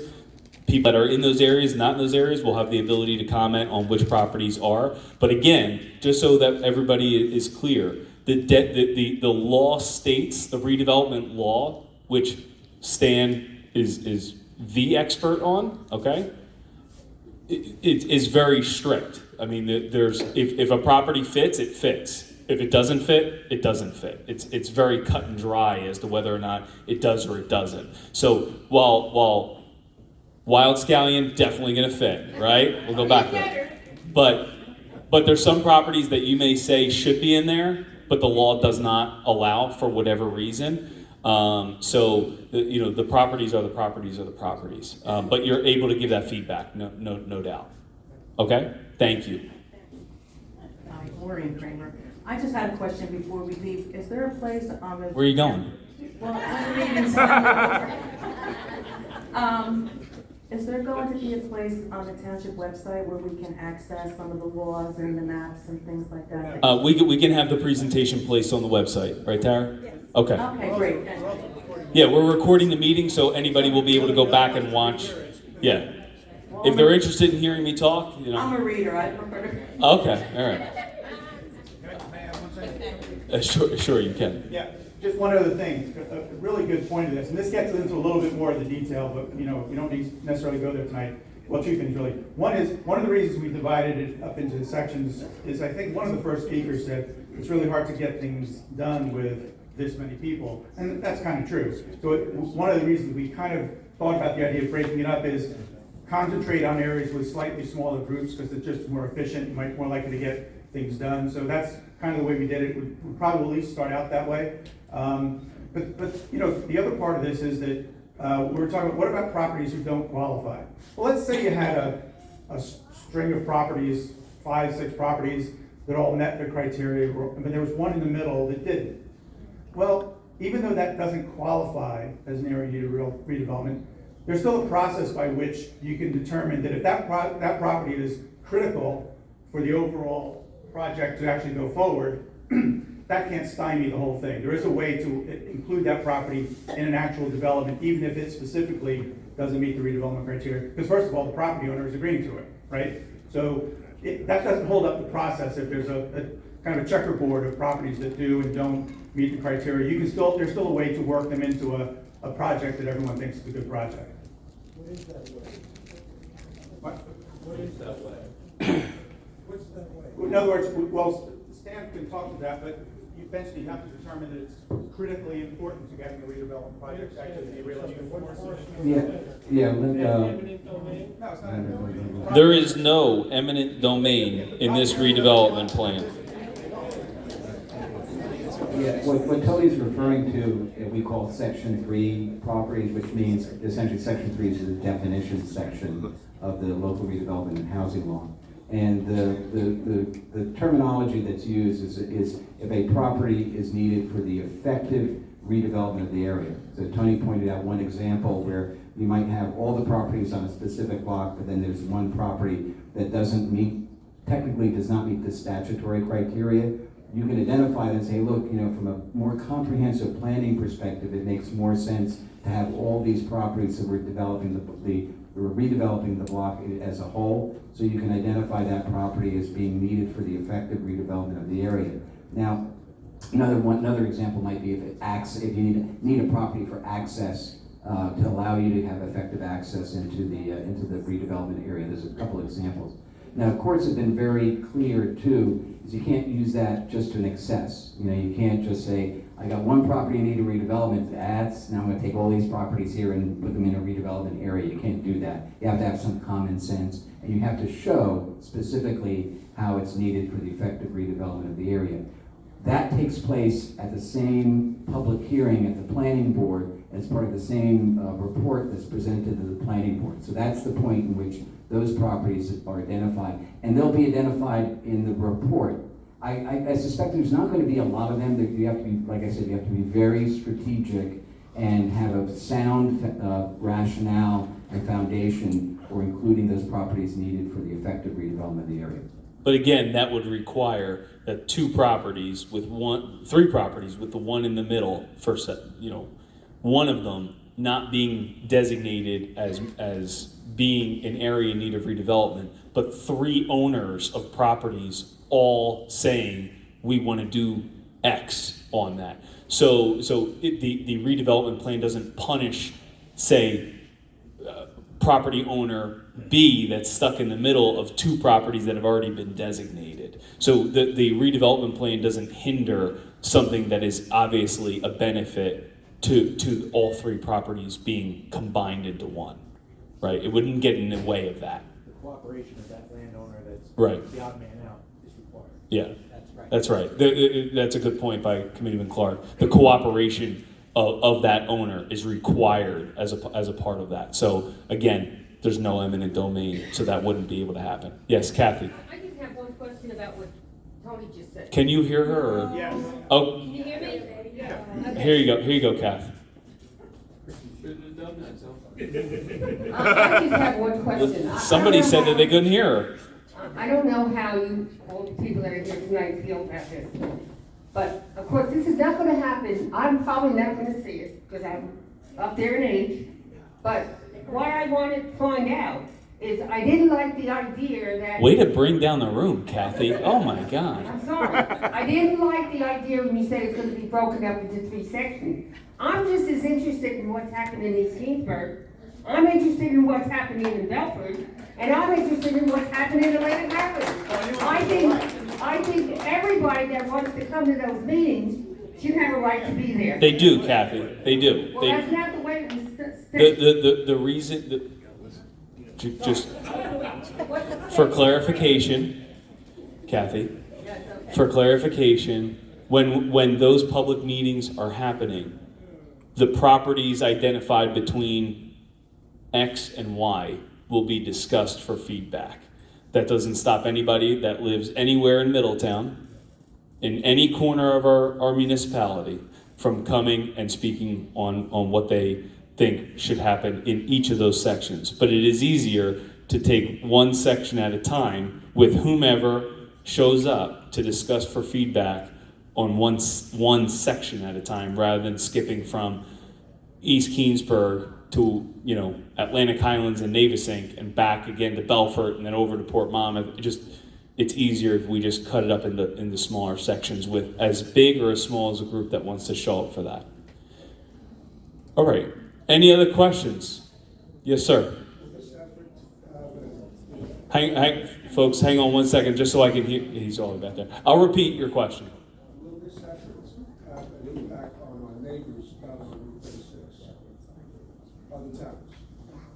Oh, will other towns be impacted? Yeah, they're going to be jealous. They're going to be jealous. You know, the former mayor of Keyport, who I got to work alongside, Colette Kennedy, a great public servant. She just left office actually, but right before COVID, Route 36 was really what she wanted to focus on through her 4 years as the mayor, and joining efforts. But I will not be shocked if Keensburg, Keyport, Union Beach, Aberdeen, Matawan all start putting together and hiring Stan redevelopment plans for their sections of Route 36. Because it's a domino effect. Once one falls, they'll all start to fall. And I think the news and the press that our redevelopment plans begin to get will force other municipalities and residents of their municipalities, right? Because you bring up an excellent point, because when you're in Middletown and you're driving on Route 36, you know exactly the minute you leave Middletown, right? You know, is it certain businesses that are not allowed in Middletown but are allowed in others that are right on the border? Yes, maybe. But all the other municipalities are all going to start realizing that they have to get this done. They have to do this. Because the one thing that doesn't stop for all of them, because they're all the municipalities are going to be treated equally in this, is that their costs are not going to stop going up. Their healthcare expenses are not going to go down. The cost to pave a road is not going to go down. How do you mitigate that from tax increases not happening on residents? You spur economic development in your business sector. In Middletown, 90% of our taxes come from Middletown residents, homeowners. 10% only comes from businesses. Imagine if you can start moving the needle and moving the percentage point away from the homeowner and move it towards businesses because they're coming into town. That is absolutely critical. Why would you not want that? Because now they're employing your residents. Now they're paying taxes. And now that's stopping increases on residents because you're seeing economic development happen on your business corridors. So that's critically important. You mentioned what happens when commercial properties do appeal their taxes. Well, that's Tony brings up an excellent point. He said, explain what happens when a business does appeal their taxes. You take any of the properties on Route 36 right now. Most likely the assessment of that property, they could argue is too high. They appeal that tax, and it happens. And some of our largest property taxpayers from the business side constantly appeal their taxes. Appeal. You know who has to pay that in the end? Not just the township's portion, the school's portion, the county's portion, the taxpayers of Middletown. We are the only ones that get hurt by that. So when you talk about economic development is also a survival game in terms of when a business decides, if AT&T decides to appeal their taxes, okay? If any of these big businesses, the big property owners decide to appeal their taxes, Middletown taxpayers are the only ones when that property tax goes down and we have to pay that back, we're the ones that lose. So the 65% that the schools get, they get to keep. We have to pay it back. So, well, yeah, the township has to pay it back.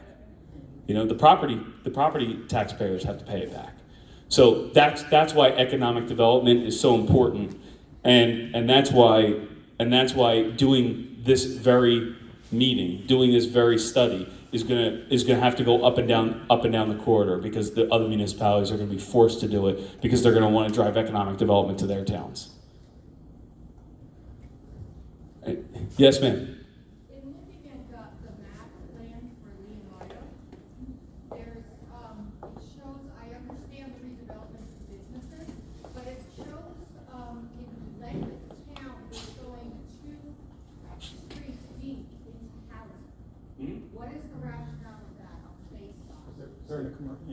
They're commercial zone. Yes. So, I thought Stan was gonna answer, but. Yeah, but the zoning on those properties is business. So while they may be residential, the overlay of zoning is technically business. In all honesty, nothing will happen.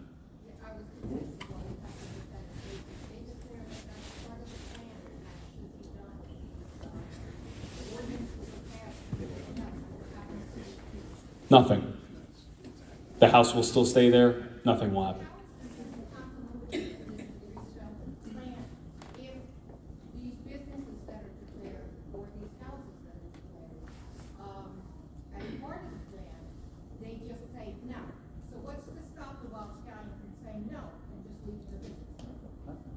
Nothing. Nothing stops any property owner from saying that they're not interested at that point in time.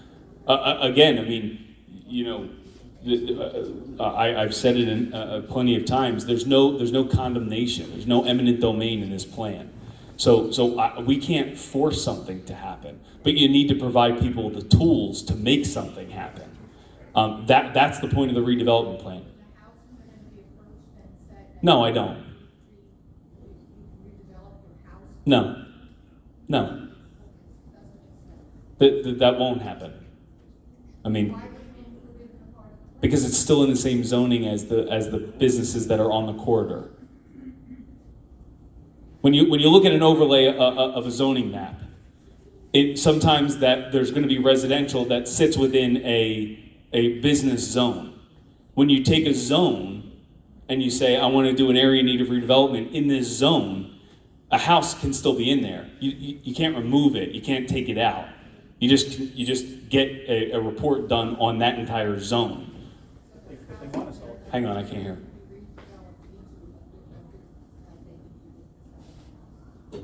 You gotta repeat it again.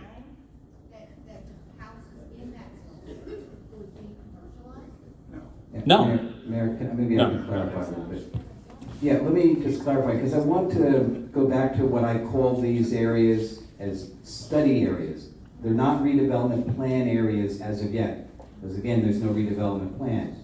So there may be some residential neighborhoods and some residential properties that might be incorporated in the study area right now, because it's the resolution that was, the list of the property owners, and as mentioned, some of them actually may be in commercial area, zoned areas. Being in the study area doesn't necessarily mean that the property is in need of redevelopment. We may make the determination that our finding is that's a very sound residential property and it's not in need of redevelopment, and then that would not even be subject to the crafting of a redevelopment plan. We're not even anywhere near that point yet. So it's important to note, just because the property may be within the study area, A, might not be in need of redevelopment, and B, it might not be necessarily part of any redevelopment plan area in the future. It doesn't, what was that?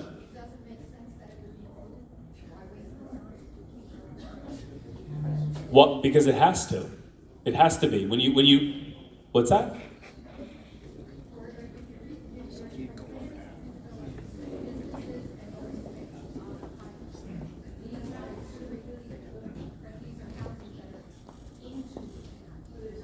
They're houses that currently sit in a business zone. Okay? Take that. These are houses that sit in a business zone. We then go to T&M and we say, we want you to look at these zones. Now, Stan's going to go and say, that house is not only doesn't meet.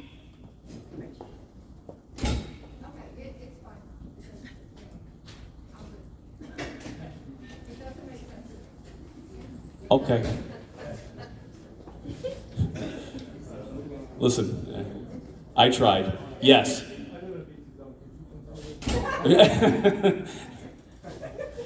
Really or no? Okay. You live in a B2 zone. I'm sure you take great care of your property. Most likely, none of the letters that Stan went through as to the criteria of what meets a redevelopment zone, a redevelopment area, will fit your property. Period. Which means that we would not take your property and apply any special zoning to that area. It would not be included. I mean, that's as plain as I can put it. All right? Yes, ma'am. I read on the patch, March 14th, that there were 90 properties that could qualify for redevelopment. No, that was, I even spoke to Carly. That's right here. I believe, you're talking about the press reporting something that's accurate, right? Well, it's Middletown patch. So I don't own the Middletown patch. no, that's fine, I understand. You don't own the Wild Scouts. You're true, that's right.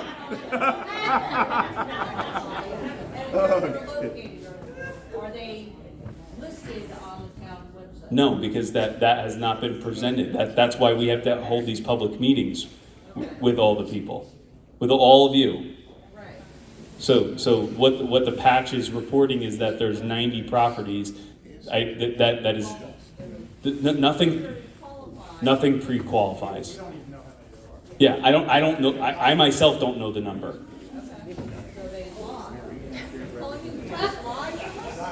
I'm not going to tell you that the press lied, but you can to make that on your own. Yes, sir. Hang on, folks. Hang on. What if it's the other way around? If you have a commercial property that's not large enough, but you need the residential property that's being rezoned, is there anything you can do to help the guy that has it on the highway to acquire that property?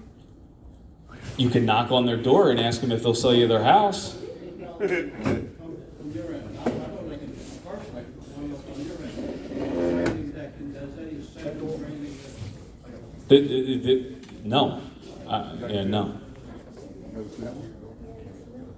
Okay, any other questions? Yes, Maureen. You can shout it. I'm working it like the Price is Right down here.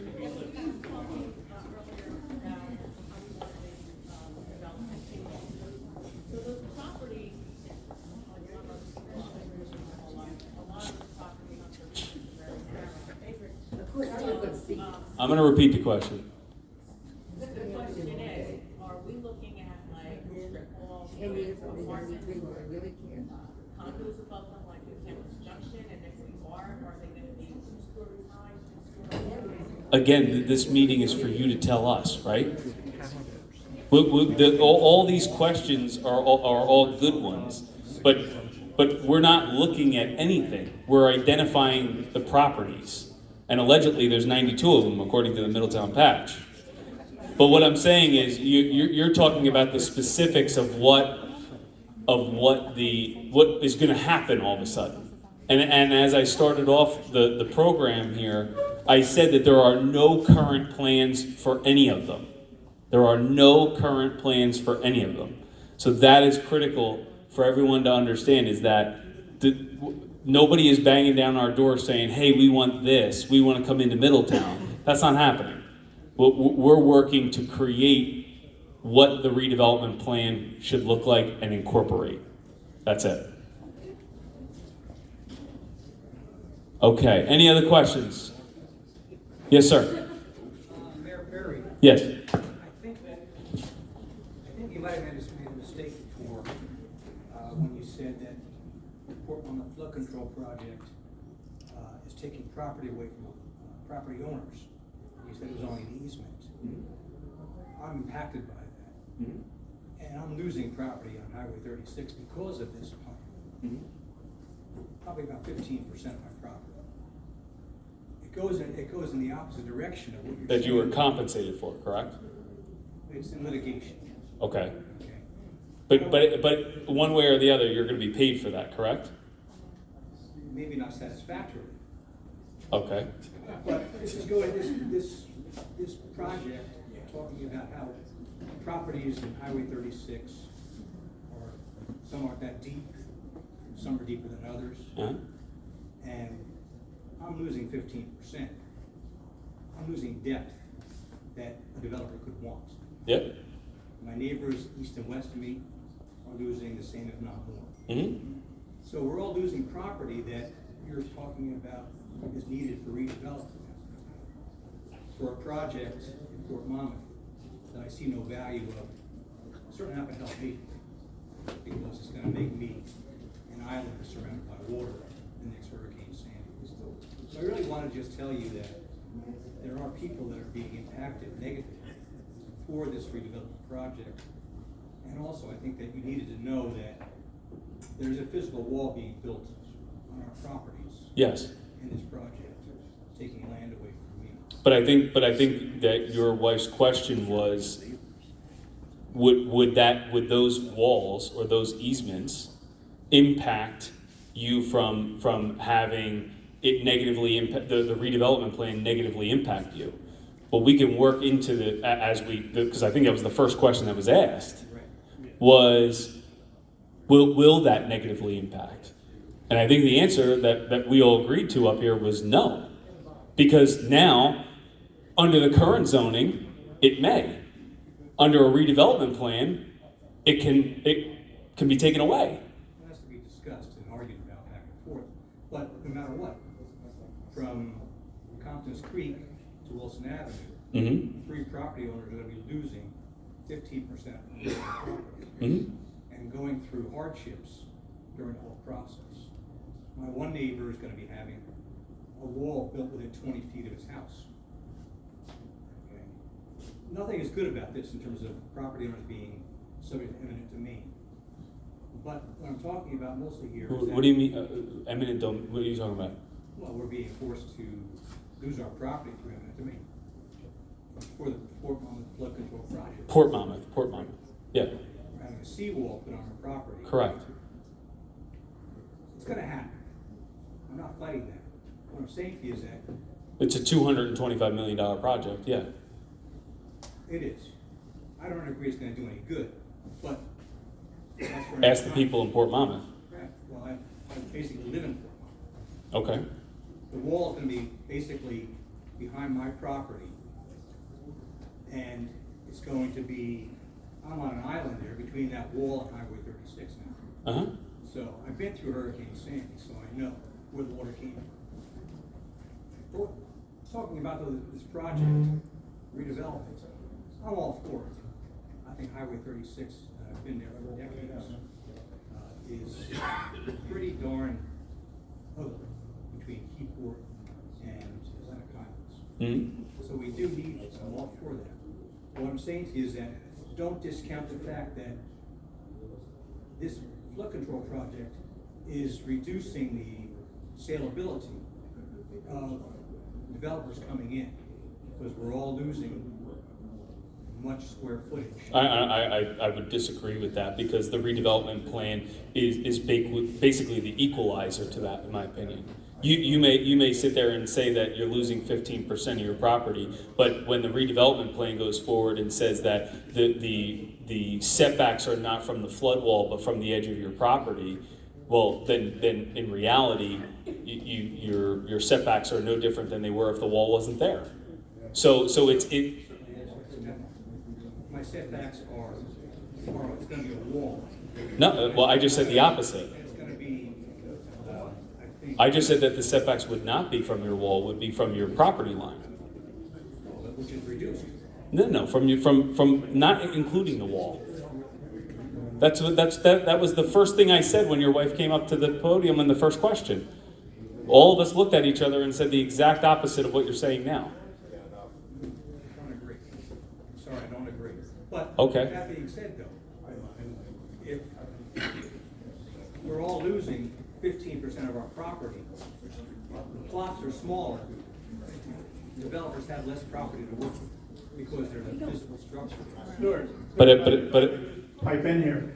First of all, if we don't do it in redevelopment plan, that situation is still going to exist. Exists, yeah. We can adjust for that by doing, putting redevelopment standards in that take into account the fact that there's an easement for your property that's impacting its utility. So this process actually, as what the mayor said, exactly right, it's an equalizer.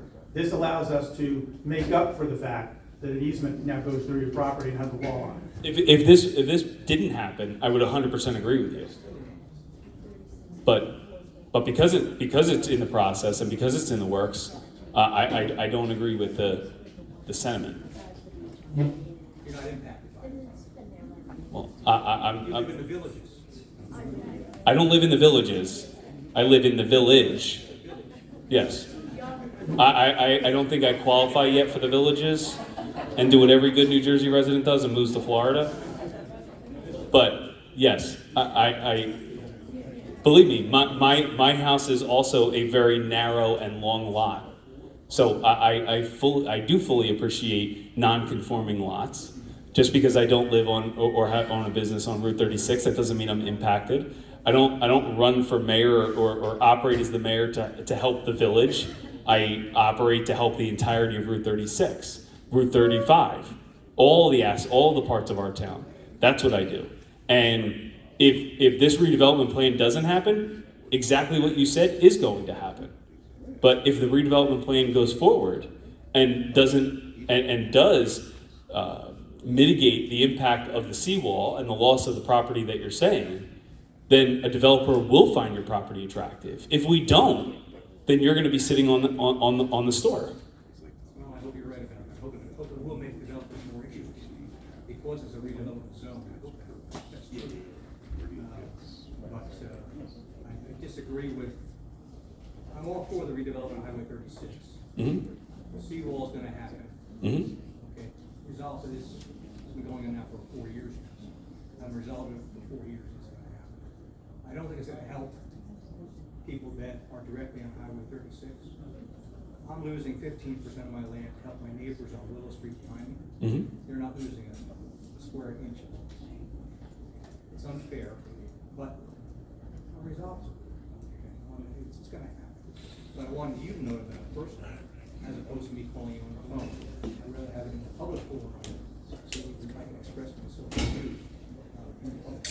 No problem. I appreciate it. I appreciate your comments, and I understand the frustration. But I'll refer back to my comments. I fully believe that this redevelopment plan is the best thing to mitigate the impact that flood wall is going to have on your property. Thank you. I just And I'll stop by the hardware store and we can talk about it anytime. Please do. All right. I have to add to it, what you didn't say is there's also a piece of property that they're taking as a rental. And, we're just middle. I hear you. I mean, I can hear my lawyer, our township attorney, poking me in the head saying, "Don't comment on pending litigation." No, but that's. He's actually prodding me in my back right now. I'm saying that, now we have to hire an attorney because. But I just want to stop because you're talking about the Port Monmouth flood control gate, and this is really about the Route 36 redevelopment plan. So I appreciate your comments. I'm happy to talk about how I think this is mitigating that. But what you're talking about is an ongoing litigation, and I'm going to ask. I'll stop by. I need a couple things anyway. Yes, sir. So, I don't know too much about the floodgate and the wall. Yeah. So my question is, I'm assuming that the wall and the floodgate's supposed to keep the bay out. So my question is, where does the water go from Middletown as it's coming through Compton's Creek? Is it a pumping station that pumps Yes. the water out? Thank you. Any other questions? Yes, sir. Just wanted to confirm a rumor I heard. Oh, boy. That everybody here is invited to lunch on you Sunday in Wales County. And it's lobsters for everybody. Except for Richie, who almost knocked down my screen over here. Yes, ma'am. Yep. Hold on, folks.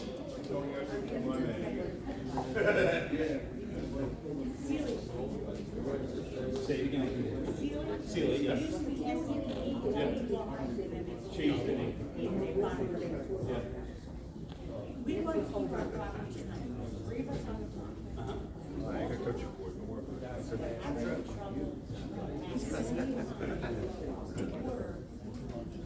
Street is not right. Who's out of here? How do we keep our business?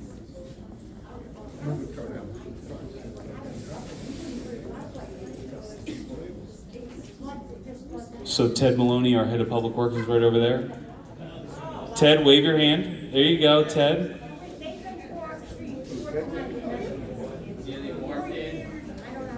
For utilities? Okay.